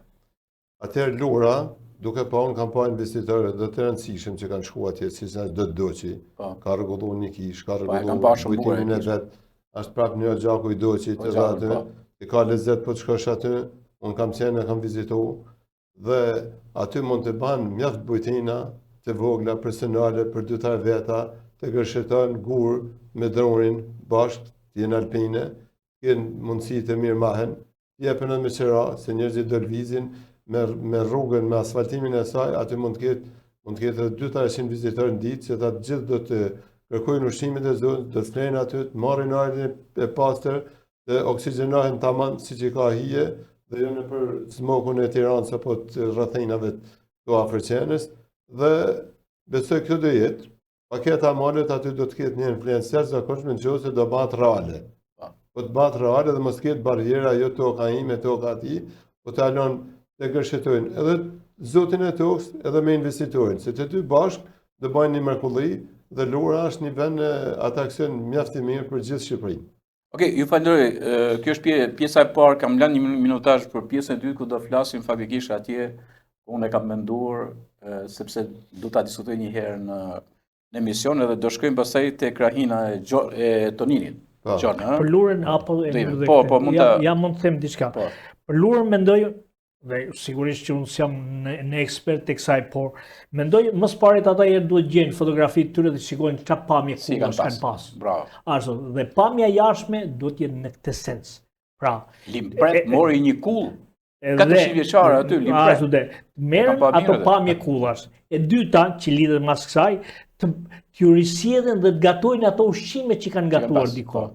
Nuk shkon asnjë gjerman, asnjë austriak, asnjë turist po themon për të hangër tash makarona si italiane për të hangër pizza në Lurë. Ai don letjet e keqe, nëse gatuat grosha, mishi, gjitha këto. Dhe brenda komoditeti pastaj do kthehet. Tonini e ka shumë përvojë të mirë sepse ju ka mënyra për të qenë komod, për të fjetur, për ashtu pa luks. Por tjetë i pastër, tjetë ashtu dhe. Kjo është ajo zgjidhja që i vjen koherente, por ama kullat duhet jenë ato si që kanë pasur. Për shembull, ju vutre në Thes që pati 2 ndarje të mëdha. Ka shtëpia dhe njerëz që ju rikthyen traditas, po nuk është se mund t'i kthesh gjithçka, por ama ruajtën ato formatet, pati dhe tjerë që i te i kaluan këto, dhe ata që i te i kaluan u kthyen në një problem të madh, dhe ndodhi ajo që ndodhi, që është fatkeqësi në fakt se çdo lek i hedhur dikujt është gjuna që ti shkoj kot. Por ama ata që i kishin dhe kishin ruajtur traditën, gjetën mënyrën, nuk i mbuluan ato kullat me llamarinat kuqe, po i mbuluan me drasa siç duhet, ose ishin munduar të gjejnë tjegulla të tilla që imitonte drurin, ato i qëndruan kohë dhe do vazhdojnë të qëndrojnë. Edhe gjitha këto zona, edhe Lura, unë e parë është të gjejnë fotografitë kush e ka pasur këtë kullën dhe aja ashtu ta bëj prap. Me ato dritaret e vogla, me ato letjet, mrena do ketë dritë, do ketë gjëra tjera. Pra shemujt janë, modelet janë, ata ekspertët që merren me këto punë mund t'ju thonë dhe shumë gjëra tjera. Po të paktën unë nga sa një gjë thonë, gjëra tradicionale, ushqimi sidomos që lidhet mas akomodimit brendshëm, është tepër i rëndësishëm. Ju vini re që në gjithë malësitë e Shkodrës, kudo për shembull, që pyesin ata çfarë ka ngel në gjë tradicionale.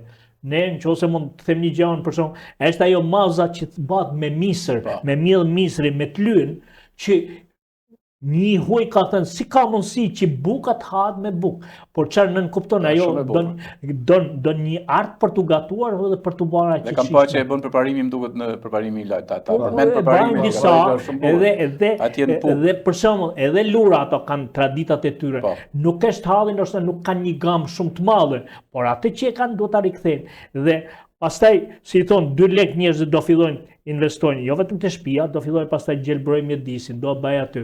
Ka qenë me pish, po mund të vendosë edhe një lloj tjetër.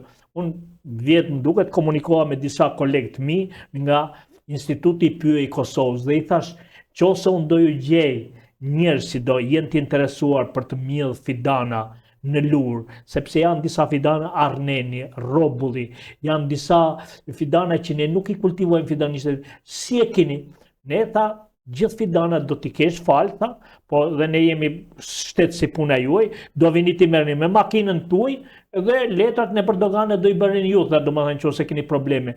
Dhe unë, njohje sa kisha, u lodha aq shumë dhe s'më doli kërkush. Ore, thosha, i keni fidanat falë atje, s'ko merrni. Ashtu i keni rrobull, arnen, disa pisa larsh, i thosha, për të bërë të ndryshme.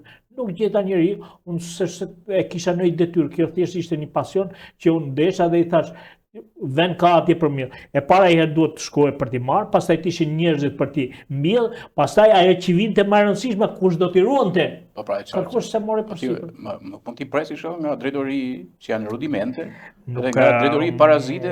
Kolegë, sepse duke qenë pjesë e këtyre strukturave, i di vetë edhe vështirësitë si kanë. Por realisht për shkak këtë më mirë se kërkush tjetër mund ta bënte ajo njësia administrative atje me zonat e mbrojtura, me shërbimin pyjor që të harmonizoheshin të gjithë dhe gjeneshin. Ishin gati të institutit 5, sa don 5.000, deri 10.000, 15.000 ne do t'i japim, por nuk ishte pak.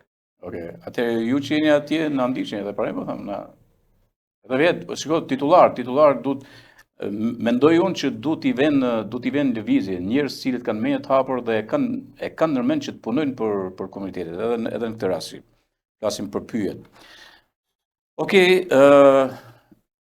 në pak minuta pas një spoti publicitar do shkojmë tek pushimorjet. Kuptoni kush është pushimorja dhe ky është arkitekti i pushimorës Hadroj të Pugës, afër Fusharsit. Pasi spoti publicitar rikthehemi këtu në studio.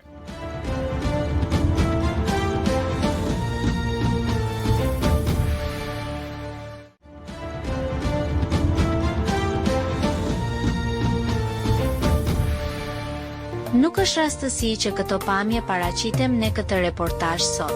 Kjo pikë thjesht pushimi, e fshehur nën hijen dhe freskinë e pishave aromatike, ka rifituar për masat e një vendi të shenjtë emocionesh. Pishat gjigande të mbjella gjysmë shekulli më parë nga duart e nxënësve të shkollës së mesme në Fush Arës, Dega Silvikultur, në vitin 1975, u bën dëshmitare të një rikthimi plot mall e dashuri.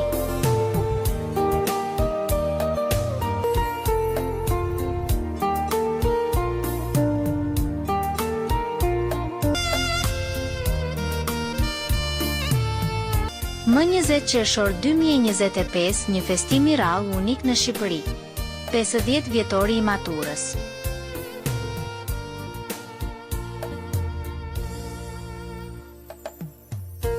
Këto nuk i ka lodhja e viteve, nuk i la të qetë në pension. 5 muaj pas festës, ata u kthyen sërish. Të njëjtit njerëz, por tashmë me hapa më të ngadalshëm. Por me të njëjtin shpirt rinor që i kishte shtyrë dikur të mbillnin pisha që sot vallëzojnë me erën e bjeshkëve. Këta ish student ja kishin vënë pikës emrin pushimore Sinteza. Një emër i thjesht, por i ngulitur në kujtesën e tyre si simbol i bashkimit, mundit dhe ndërrimit të viteve të rinisë. Ata u ulën nën hijen që vetë kishin krijuar para 50 vitesh. Biseduan, qeshën, kujtuan ato vite.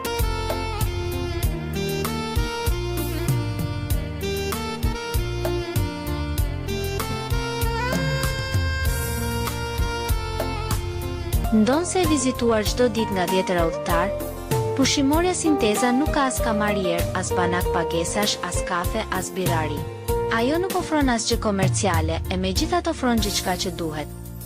2 tualetet e vogla të ngritura me mund dhe dhënë si dhuratë për udhëtarët, janë ndër gjërat më të çmuara për familje që ndalen këtu. Dhe mbi të gjitha, vendi mban një libër për shtypjesh, një testament i gjallë mirënjohjeje. Fletët e tij pothuajse janë mbaruar.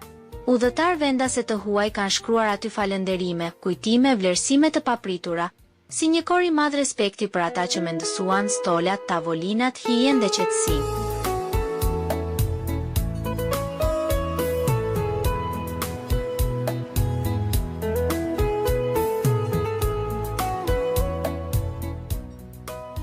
E veçanta e këtij viti mbetet vizita surprizë e Miss Globe, e cila ndaloi për 2 orë nën këto pisha. E shoqëruar nga stafi i saj, ajo u magjeps nga thjeshtësia dhe bukuria e vendit. Larg zhurmës së qytetit, larg shkëlqimit artificial të skenave, ajo gjeti këtu një qetësi të rrallë. Ato u larguan me kënaqësi të papar, siç e përshkruajnë ata që e panë. dhe u bën pjesë e historisë së vogël të kësaj pushimoreje.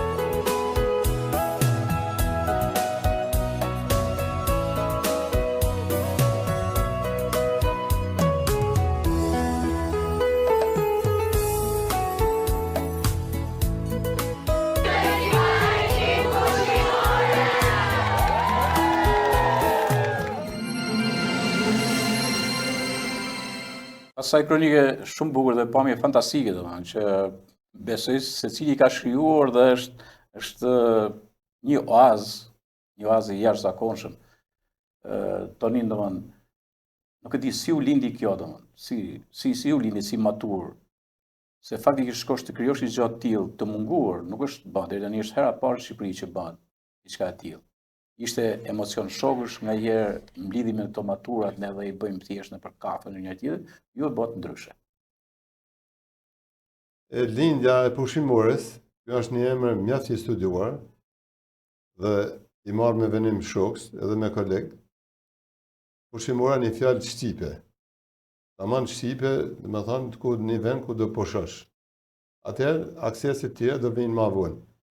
Dhe emërtimi i saj, pushimore, fotosinteza, ka dhe fotosinteza, ka dhe e thanin e vetë, me që do të përmirësohet i qikë, se ma vonë do të shpjegojmë se çfarë funksioni ka fotosinteza. Ishin vite që ne kalonim në udhtim, që po banim me ish drejtorin e statyrin Pyet Fadil Llobanin, Kolmalaj, Bashkëpareni, edhe unë, kalom aty dhe për nostalgji bam ca fotografi.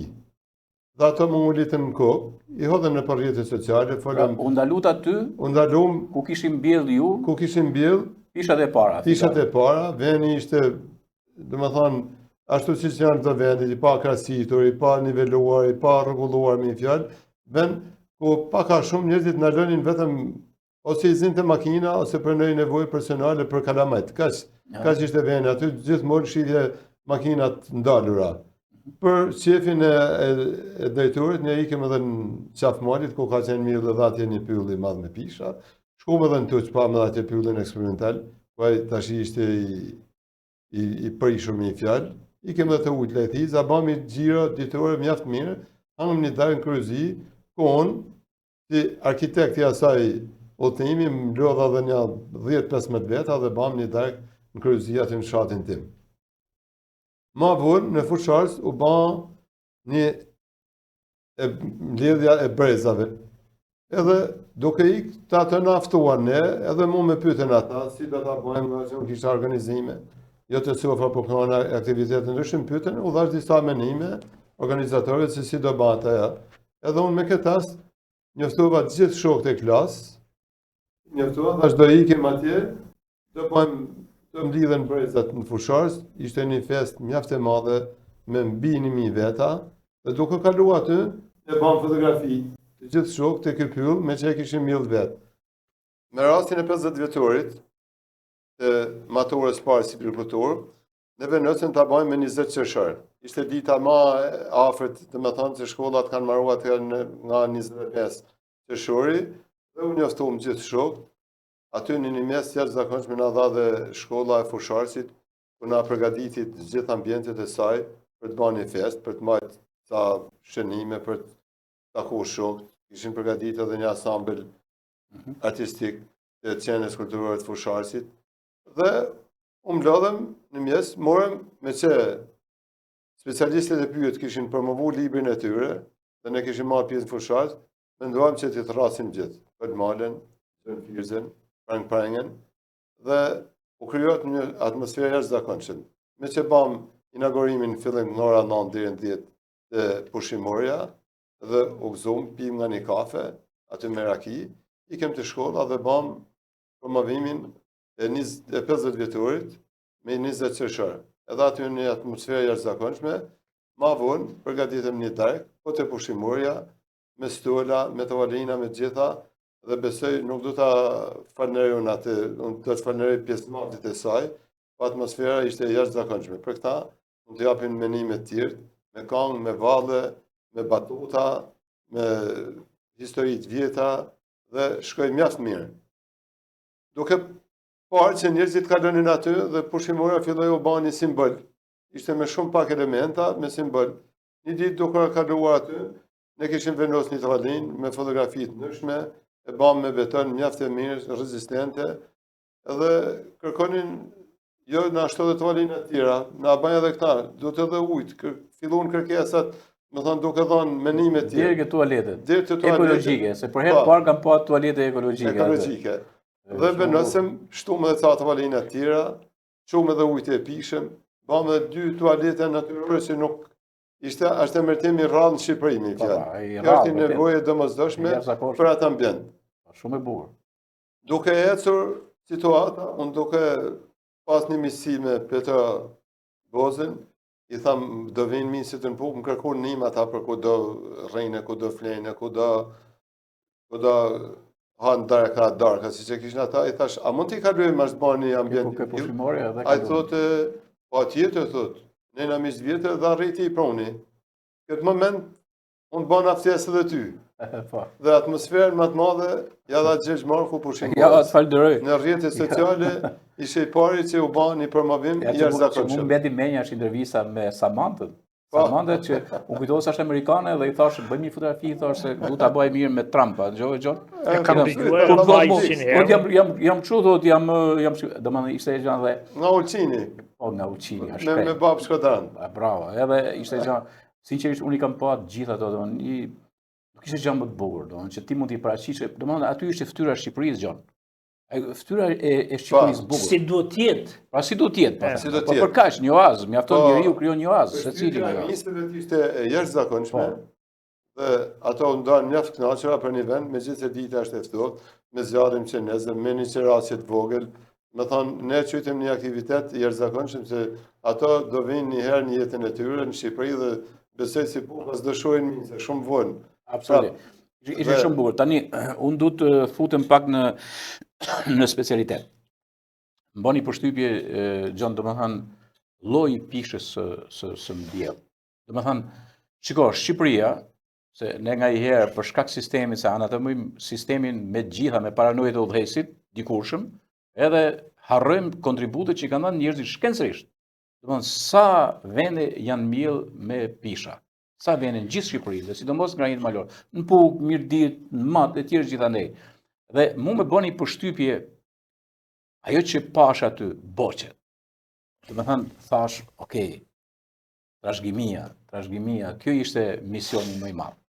Ma shpjego pak më pak më në detaj ke fotosinteza. Ja të them se kam pas fatin edhe unë të jem domethënë një ndër të parë që kemi promovuar me Toninin.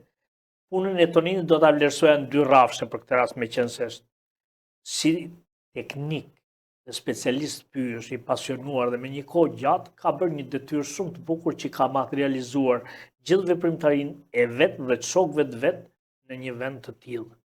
Si biznesmen, edhe mund të mos ishte marrë fare, ky ka investuar sepse janë investime duken të vogla, por janë të mëdhaja, pra po ta marrësh në kompleks, gjithë punë e Toninit është shumë e lavdrueshme, që nga zgjedhja e emrit që ka bërë shumë mirë, fjala pushimore që lidhet me pushimin e njeriut, po dhe fjala fotosintezë.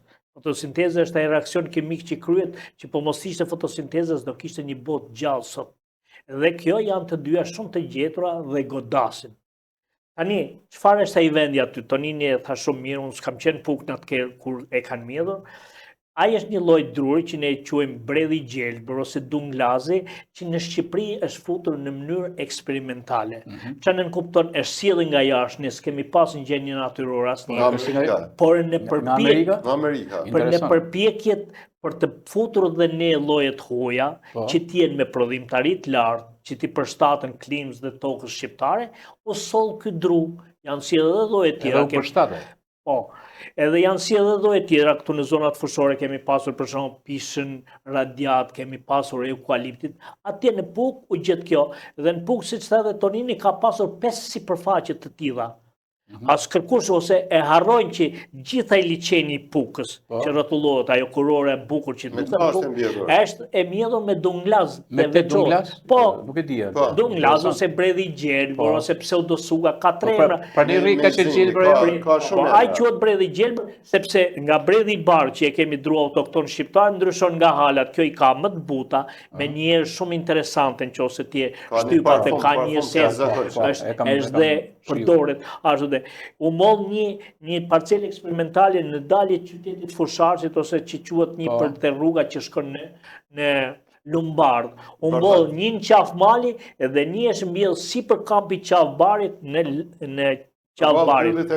Po, edhe çfarë ndodhi? Kjo këtu te rruga ka qenë objekt i goditjeve të fillimit tranzicionit, qose fidanat e parë që janë mbjellë në Tiranë, në Kruje, në për lokale janë villa aty natën, shkoshin njerëzit e i shkullshin të vegjël, por aty nëse ke vënë re është një tokë gurishtore dhe nuk i shkull kollaj me rraj me dhe, atë e shkull ti po do shkullit.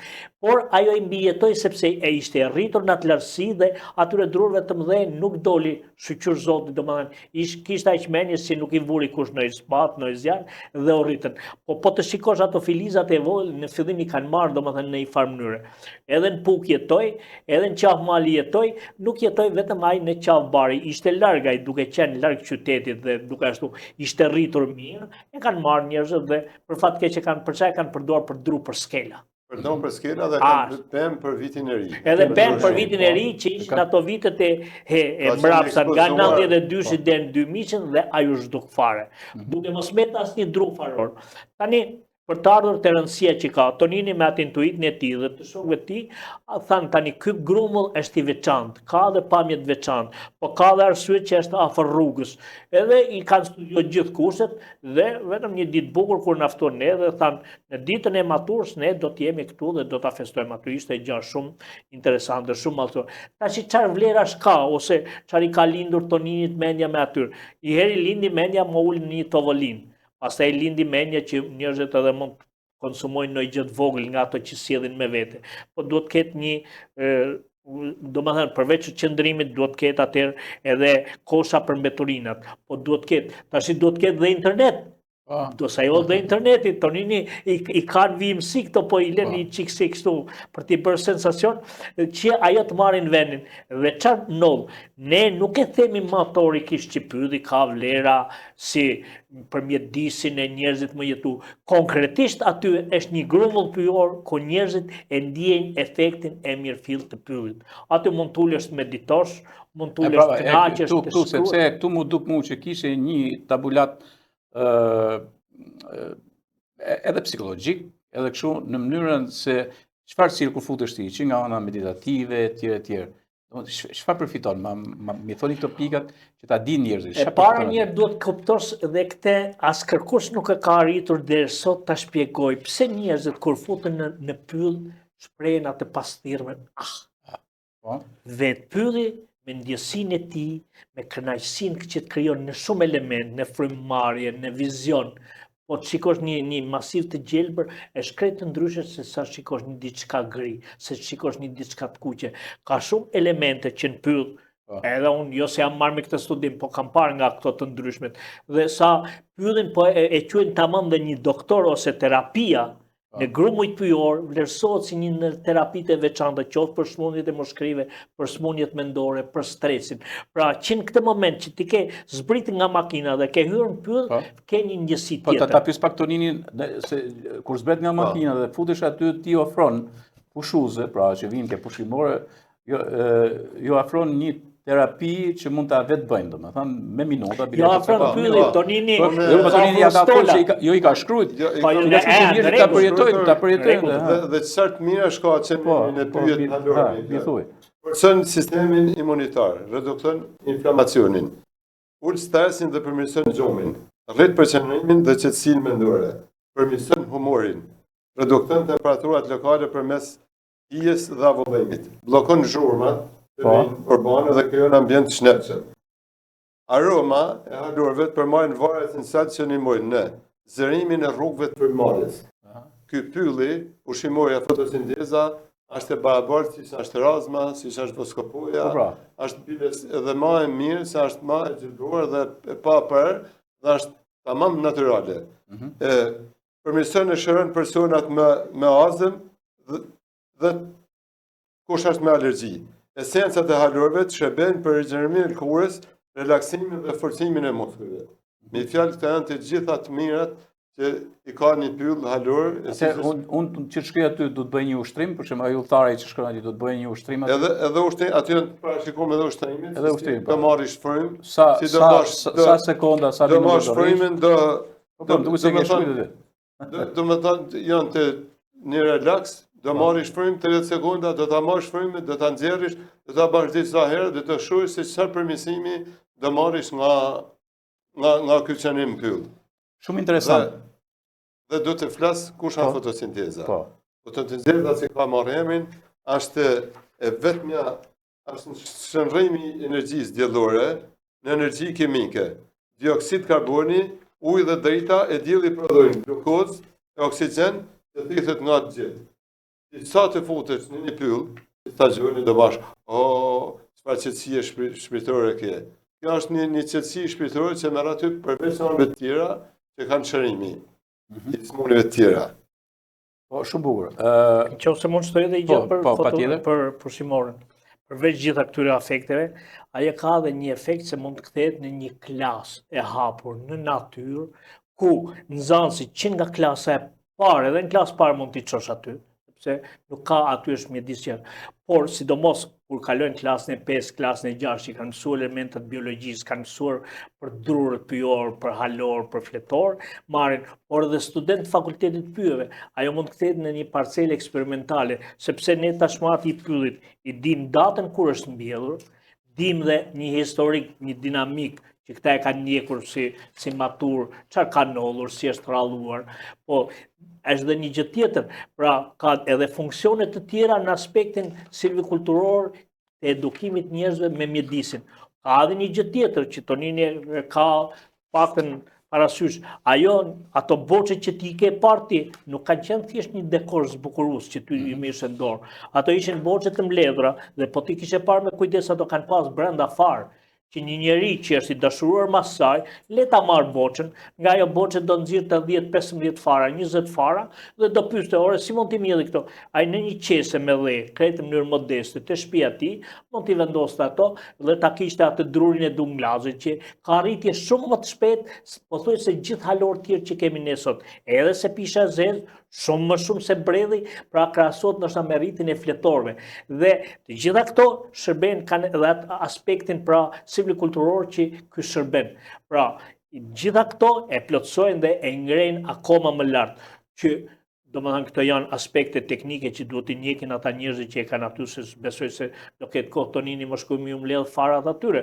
Por realisht edhe në këtë aspekt mund vlerësohet. Drurit do t'ju trajtojnë në mënyrë të tillë që të rrisin prodhimtarinë. Çfarë nën kupton? Aty do të bëhet një radhim, ky ka ndërmarrë një projekt. Çfarë nën kupton radhimi që drurët e mbytur, drurët e thatë, drur pa perspektivë zhvillimi duhet hequr, që të krijohet drita e madhe, që ata të frutifikohen më mirë dhe jetë vërtet dhe një rezervat faror, që ne në Shqipëri s'kemi sot një rezervat faror për pseudosugër dhe të krijohet aty. Unë mendoj që këto janë dhe aspekte tjera që jashtojnë shumë më shumë vlerën se sa ka sot. Okej, duke u dëgjuar, Tonin, ke gjë përshtuar? Jo, unë kisha përshtuar për mbledhje Gjoni, ne po tentojmë, që ata shpallin një monument. Rezervat faror. Rezervat monument tamam. Sepse unë këtë desha me thënë mirë që më dole këtu, se t'ja them dhe Gjonit, edhe këte, do më që taj. Në një farë mënyrë, Gjon, kjo ushqimorja, fotosinteza, me këto që jep, me këtë që ban, një risi, kombëtare, tjerë, përbën në vetë një institucion. Është një institucion i mirëfill, një institucion i frekontuar, sepse institucione që mesin thjesht rudimente nuk funksionojnë ma. Pra institucioni i frekontuar, sa është mund mes të rrugës, e dyta që ka shkencë brenda, ka trashëgimi, ka ekomjedisi, ka të gjitha gjërat. Një institucion që spari du të vlerësoj bashkia, pushteti lokal që është atje.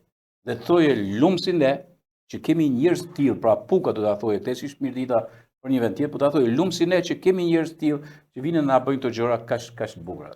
Bashkia e paut se bashkia ajo filloi me fjalë në mënyrë graduale duke punuar me rastin e promovimit të 50 vjetorit. Bashkia na dha projektin, na bani projektin për krahasitin e saj, ku 90% ka përfunuar projekti. Tash dhe unë personalisht kam marrë disa buqe, u kam marrë farat e tyre dhe do i mirë dhe do ta shoh ecurinë e tyre.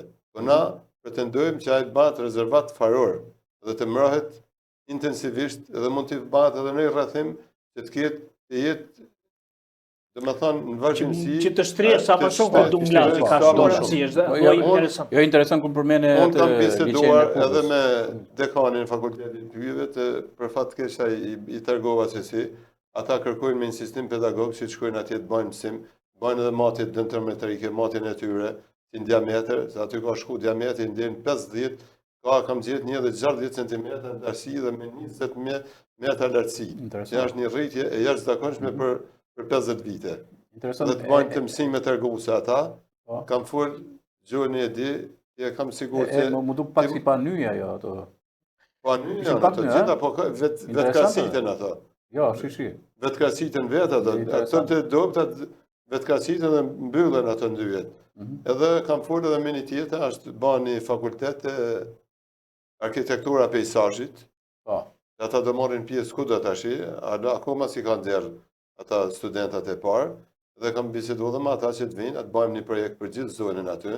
Mund të vendosen stola, mund të vendosen, ne po mendojmë se të vendosen edhe luta për kalamajt, që të shkojnë njerëzit të kenë mundësinë arktimit kalamajve duke marrë një ajër të pastër dhe kjo besoj se do zhvillohet me arkitekturën e peizazhit, me fakultetin e pyet që do vinë të bëjnë matje dhe të shëtisin atje, do ta shohim se do ketë një avancim në zhvillimin e atij pylli mjaft interesant. Ne kemi informacione nga libri për shtypjet që kanë ardhur nga Malësia e Madhe, nga Shkodra, kanë ardhur me autobuza dhe e kanë vizituar. Ata kanë parë në rrjetet sociale dhe kanë vizituar dhe kanë lënë përshtypje mjaft jashtëzakonshme. Po unë e thash edhe kështu privatisht, i ka kaluar numri i vizitorëve në nënor ka kaluar 5000 veta. Kjo është turizmi funksional. Po. Dhe ku 1300 veta kanë bërë shënime dhe kanë treguar për njësitë se edhe libri për shtypjet u tregon aty se çfarë përshtypjesh kanë për këtë vend. Dhe është mjaft pozitiv. Unë ju falë po. Të shtoj dhe diçka në lidhje çfarë vlerash ka pas promovimi. Qoftë ato dokumentartu, qoftë ato që ka bërë Tonini, qoftë kushdo ka kaluar aty ka bërë një postim. Një grumull të tillë ne kemi edhe në Qafstam, në parkun Qafstam, kontribut drejt për drejt i Fadil Llobanit. Edhe atje, bile a i ka arritur me i farë investimit ti ose me atë, e ka shpallur monument. I ka vendos dhe tabelën, që ky pyll është mjellë nga Fadil Llobani. Por qa nëllë, në Qafstam mund kalojnë me mira turista, sepse duke qenë park kombëtar dhe lëvizje, ka edhe njësi hotelire, është një ullkalim goxha i rëndësishëm, atje në fakt, pak njerëz i orientojnë për ta parë këte. Dhe të pyllën e Qafstamës, do më thënë në një farë mënyre, me gjithë është Dunglazi një ajti lloj, nështë s'ka atë rritje aq të madhe, por duke qenë që i ka munguar promovimit, duke qenë që nuk ka një zë që dëgjohet për atë, ajo nuk është shumë i njohur, po Dunglaz kemi pas mjedhur edhe në Tiranë, dikun që quhet e Kronikuq. Edhe atje ka ngelur një grumull që si ka dalë kurzot. Tash ky Dunglazi që është Tonini, për shembull, jo vetëm Puka se duke qenë që është në pjesën administrative të Pukës, por qyteti Fusharës e ka marrë. Qytetit Fusharës sot nuk ka një park urban. Qa në kupton pra? është një qytet në qovë se Puka e ka të parkun rreth e rrotës. Qyteti ky nuk e ka. Sepse mes në kam, prej aty deri aty është nuk i ndalon njeri ose një harmonizim i kërkesa dhe interesa midis qytetit Fusharësit me bashkinë e Pukës e bën që ai mund të jetë funksional një park urban i qytetit. Qa në kupton që ditë shtunë edhe diela dhe vetë qytetar nga qyteti Fusharësit, Fusharësit ka dhe zona tjera gjelbra, mund të dedikohen për të ardhur te kjo. Pra, funksionet, do më dhe Tonini se besoj se kur e ka nis, ka thonë që ka që rëndësishme do bëhat kjo, por realisht ka një rëndësi sepse është model. Jetë që mund të krijojmë, edhe Mirdita ka për shumë grumu i pyjor, mund ka bë për shtypjet e Infokulla, në Mirdit, keni postorsh në rrugën e vjetër, keni ca pyllëzime me pish deti, Ish deti, është mos Shqipëri popullës, vazhdo. Dhe më duket dhe pisë e butë. Po. Këto dy pisat janë jo shumë interesant, me shumë vlera. Ajo buta edhe përdoret. Por aty me pak investime që të mos e linja të rrugën e vjetër të shkretohet fare, ai mund të kthehet përsëri në një vend pelegrinazhi. Njerëzit vinë vërtet te Infokulla me shumë vlera që ka dhe nështë është rasti të shpreh dhe një mirënjohje për zonën Mariana Graf, që ideatore e jashtëzakonshme. Jo, mirë që e përmenim, edhe për gjë tjetër Gjon Çemasolla, Marianën. Ta përmenim se solli një ndërhyrje unike në procesionaren në zonën e Po, ishte një model që ajo krijoi dhe dhe nuk e di sa do hecë. Mariana ndoshta meriton, unë se kam takuar kur nga afër, kam njohur nga punët e saj, meriton ndoshta emisione shumë të veçanta, por atë që lidhet me problemet e pyjeve dhe promovimin, tash desha të them që aty pra afër Infokullës mund të krijohet dhe aty. Dhe ka plot pasaj grumujt pyjor këto, monumentet e natyrës. Mirdita ka pasur shumë me dushqe të mëdhaja, me gjëra që realisht për shkak duke shkuar edhe në Kthell që ne kemi lëvizur, ishin ajo familja që kemi shkuar ne që kishte ruajtur pyllin. Tani s'pe kujtoj dot emrin, ishte një familje model, ata e administronin pyllin si një baçë, si një kopsht. Në fakt, pra grumin pyjor i bëni një trajtim kopshtor, pra si punë e kopshtit. Dhe këto mendoj që janë gjëra të vogla, nuk kërkojnë shumë investime, më shumë kërkojnë për kujdesi dhe interesim për krijuar model. Unë të falenderoj për këtë, por ka dhe i qëse, është një ftesë dhe një thirrje për ministrinë e linjës. Qoftë kryeministri, të ftojnë në herë kryeministrin, që vijë ta shohë vendin, por besoj se do vija, ja? Unë përmes rrjeteve sociale kam kontaktuar direkt me ata që merren me kryeministrin dhe është mirë që kjo pushimore kjo të bëhet model në gjithë Shqipërinë. Po pikërisht atë unë kam thënë çfarë ditë absolutisht. Të tilla mund të bëhen mbi 500 copë në gjithë Shqipërinë. Ashtu. Edhe domethënë rrugët kur i kanë për Kokse, në Mirdite, në Lezhë, në Malësi të Madhe, njerëzit nalën. Edhe në Llogara. Njerëzit i krijojnë atraksione të vet në memorinë e tyre, domethënë i krijojnë vet. Për shembull pushimore, për mua, unë nuk mund ta përcaktojë më që të marr rrugën e Pukës ose të Fusharzit dhe mos ta lësh. E pamundur. Domethënë pranë është nga ana institucionale, krijimi i institucionit edhe nga vetë ministria. Unë ju falenderoj shumë. Unë më lejo ta mbyll edhe me një thënie për pyetje që e kam si proverbiale. Pyet janë burimi i jetës për njerëzit, për planetin dhe njerëzit që jetojnë të. Kontriboni për t'i mbrojtur dhe për të zhvilluar atë nëse jeta do të vazhdojë. Unë do t'ju falenderoj edhe për një gjë, se ju sot më keni sjellë libra. Sjellë libra. Edhe nuk e di Tonini qa më ka bën një lloj sajdie, më ka bën. Kam sjellur një libër. Edhe unë kam për natyrën. Natyra nuk flet, as nuk proteston si natyrë me fjalë. Por ata që e dëmtojnë sa do vonë, ajo do marrin hak. Edhe e pamundur. Se pranë na merr hak me përmytjet, me përmytje, me zjarret me njërin e tjetrën, shemje shtëpia, kështu, kjo është natyra. Pranë do të mos sjell mirë. Jo, do të thosh edhe dy gjëra. Meqense ishim në përvjetor të shërbimit pyjor, unë ishte rasti për të uruar të gjithë kolegët e mi, qoftë në Lezhë janë të shumtë, qoftë në Mirdit, qoftë në Puk, meqense jemi zona që i lidhen, qoftë në Kurbin, në kuadrin edhe duke ju bërë thirrje që sa më shumë t'ia vënë gjoksin punës për të mbrojtur jo vetëm profesionin e tyre, por për të mbrojtur pyjet si pasuri e pachumshme. Gjithsesi, unë kisha këtë librin që ta kam sjellë të pyet dhe Sharrat e Pukës. Pse lidhet këtu me Lezhën dhe me Mirditën? Ma pak nërsa me Kurbin, sepse realisht pas vite 90 pëthuj se të gjithë punojtorët e mi, që nga zone e Fanit, që nga zone e Kaçinarit, që nga zone e Pukës, kanë ardhur dhe i ketë vendosur këtu në Lezhë dhe mendoj që shumë prej tyre do e shikojnë këtu. Shumë prej tyre do ta gjejnë emrin te ky libër. Kam dhe një libër me qenë se më pyeten tërësi për shërbimin pyjor shqiptar, ky është botuar ndoshta 10 vjet më parë, edhe këtu për të gjithë drejtor, ato që s'arritëm ne t'i themi këtu për shërbimin pyjor të Mirditës, për shërbimin pyjor të Kurbinit, për shërbimin pyjor të Lezhës, ku pjesë të cilit për gati 10 vite isha unë, i ke tek ky libër.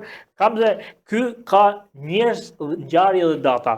Kam dhe një libër tjetër, që këta e kanë botuar dy kolegët mi të nderuar, figura të njohura, Irfan Meko dhe Genci Kacori, ku thot pyet në rrjedhën e një shekulli. Këtu ke gjithë dinamikën e zhvillimit që nga ligji i parë i shërbimit pyjor që thame deri te viti 2022, është si thonë një libër skedar i papar në duar që nuk është se kanë pak do më thënë, qoftë bujësia, qoftë këto sektorët e tjerë të ekonomisë. Edhe kjo është një libër. Unë them që për studion tuaj, për ju, duke ju uruar dhe duke menduar, duke shpresuar që gjithnjë e më shumë në rritin e përmasave tuaja, do e shërbejnë për një bibliotekë të ardhshme. Shumë faleminderit. Ishte shumë kënaqësi pjesëmarrja në këtë bisedën tuaj dhe unë ju uroj suksese. Bisedat që bëm mjaft të vlefshme. Ja, ishte kënaqësi ju. Shpalosëm për shëndetërurin e krijimit të pyjeve. Edhe unë kënaqësinë më të madhe kisha për fotosintezën, ku ajo e ke shpalosur edhe më para, po sot merr edhe një drejtim tjetër që u fol edhe më gjëra për ta dhe me specifikat e saj, të veçanta që ka. Unë po merrem edhe me një agroturizëm, ku aty kam ecë dhe jam të leja ndërtimit, kam sistemu ambientet e jashtme, rrugët, infrastrukturën, dhe pres për lejen finale, që është të kryeministri, dhe besoj se ai nuk i kthen mbrapsht të leje, sidomos të agroturizmave. Dhe aty kam fillu prodhimet artizanale me verë, me raki, me reqena, me këta, dhe u kam pronë 2 lloj rakish për misionin tuaj. Raki e vjetruar, me erdisit, agroturizëm me tetonini. Raki rrushi. Raki rrushi e vjetruar në fuqi lisit. Po kjo tjetra? Edhe kjo e njëjta është, po kjo është e zakonshme, raki e zakonshme, po. Shiqa bot tu. Pas ka dalë edhe tani prit ti mbaj çik këto. Një verë e kuqe. Ja, edhe vera për agroturizmi tetonini. Po ta marrim e të ndrojmë etiketën del primitiva demanduara sigurt nuk e njeh. Ja, sheshi. Shiko pra, ja këto janë Madein Tonin Aliaj. Po, janë të prodhuar janë produkte agroturizmit, është shumë e bukur. Prodhuar. Edhe adisim duket vete tani. Sigur kam markën unë kuven, si të Blendi Fevziu që ka kantinën në Arbri. A shumë me si. Kantinën në Arbri mos më përshë se kam edhe pjesë aty se gjitha mobilet janë të mia. I ke bo atje, perfekt. Edhe te kantina Arbri, agriturizmi që është atje, perfekt. Në qoftë se do kishte, i kam thënë presidentit Frankashuri, baje hade shkon në Hadroj, shife fotosintezën, pushimorën dhe baje edhe një tillë në ato pyjet mjaft mira të gjelbrat që nuk ishin prek nga dora njëri, ishin mjaft mbrojtura, gjën është identik, mund të batë edhe një pushimore atil dhe ma zgjeruar. Shumë e bukur. Ka pa një dokumentar nga si. Në dokumentar, po të hysha të brenda është e njëjta, se ka që në 90-ën s'ka lënë njëri me A janë pyet edhe dushkut. Pyet edhe dushkut, po fantastike. I zonë ideale do ta harrojnë agroturizmin e Arbrit, do vinë njerëzit të dërkojnë atje. Ai mund të punojë me një motiv që t'i rikthejmë pyet e Gziqit dhe të tregoj historinë si kanë qenë ato pyet e Gziqit, sepse ato përmenden që tha zoti Gjergj që në vitin 1914 ka pasur interes të shtuar për të shfrytzuar. Dhe nëse ai vazhdon ta sjellin vëmendje këtë, thjesht bën një shërbim shumë të madh. Mirë, unë ju falenderoj të dyve, ishte shumë kënaqësi që fola me specialistë që ja vlen dhe në kuvent unë gjithmonë mendoj që normal njerëz të thjeshtur i du shumë. Direke që banë kam bërë reportashe pa fund, dokumentare e tjerë me radhë, por është nevojshme që në emisionet televizive të përfshihet elita e specialistëve dhe jo vetëm thjesht ata që bëjnë kolumte, thjesht ata që janë shpeshherë njerëz analitik të gjërave që ripërsëritën her pas here dhe bëhen dhe bajate. Në fakt specialistë mirëfillt si puna juaj, i sillin kënaqësi publikut, jo vetëm thjesht një emisioni dhe jo thjesht një drejtuesi. Ishte shumë kënaqësi që sot bëm një bisedë shumë këndshme, nga më të bukura që është bërë këtu në kuvent. Në kuvent me pyetje. Kënaqësi. Leza vazhdon të ngelet lejadën e. Edhe faleminderit. Asgjë, unë do të jem shumë për hapësirën që na dha, se kjo nuk është hapësirë si jepet do kujdo. Po ju e meritoni, ju e kënaqësi. Duke pa dhe audiencën tuaj. Inshallah sa më shumë. Faleminderit shumë Tonin. Faleminderit që do e shtrini veprimtarin, do jeni edhe nga ata që lëviznin terren, ku unë kam një ide, do ja propozoj Toninit që në kuadrin e Sofrës Pukjanit bëjmë një veprimtari promovuese të bukur që lidhet me Mirditën dhe me Pukën, diçka do ja them kështu si projekt dhe ky pastaj si ide, unë doja them si ide dhe ky pastaj nëse do t'jetë vera, po a e do një qik kapaciteti, qik teknik për t'i ndjekur filmime për të bërë, besoj se ideja sipas meje është e bukur, realizimi është i qik i vështirë, po se sa do e bëjmë me Toninin, me Sofrën, i ule dhe ky ata burrat po janë aty dhe ju kërkon mbështetje, nuk e di. Shumë bukur. Okej, pse jo. Mirë, faleminderit dhe ju të nderuar të shikues që na ndoqët në këtë emision goxha gjatë, por ishte besoj i bukur edhe mbi të gjitha i dobishëm. Dhe mbi të gjitha i shnetshëm për publikun. Me Toninin dhe me Gjonin e mbyllim sot në kuvend me pyet për të riparë të premtën e ardhshme.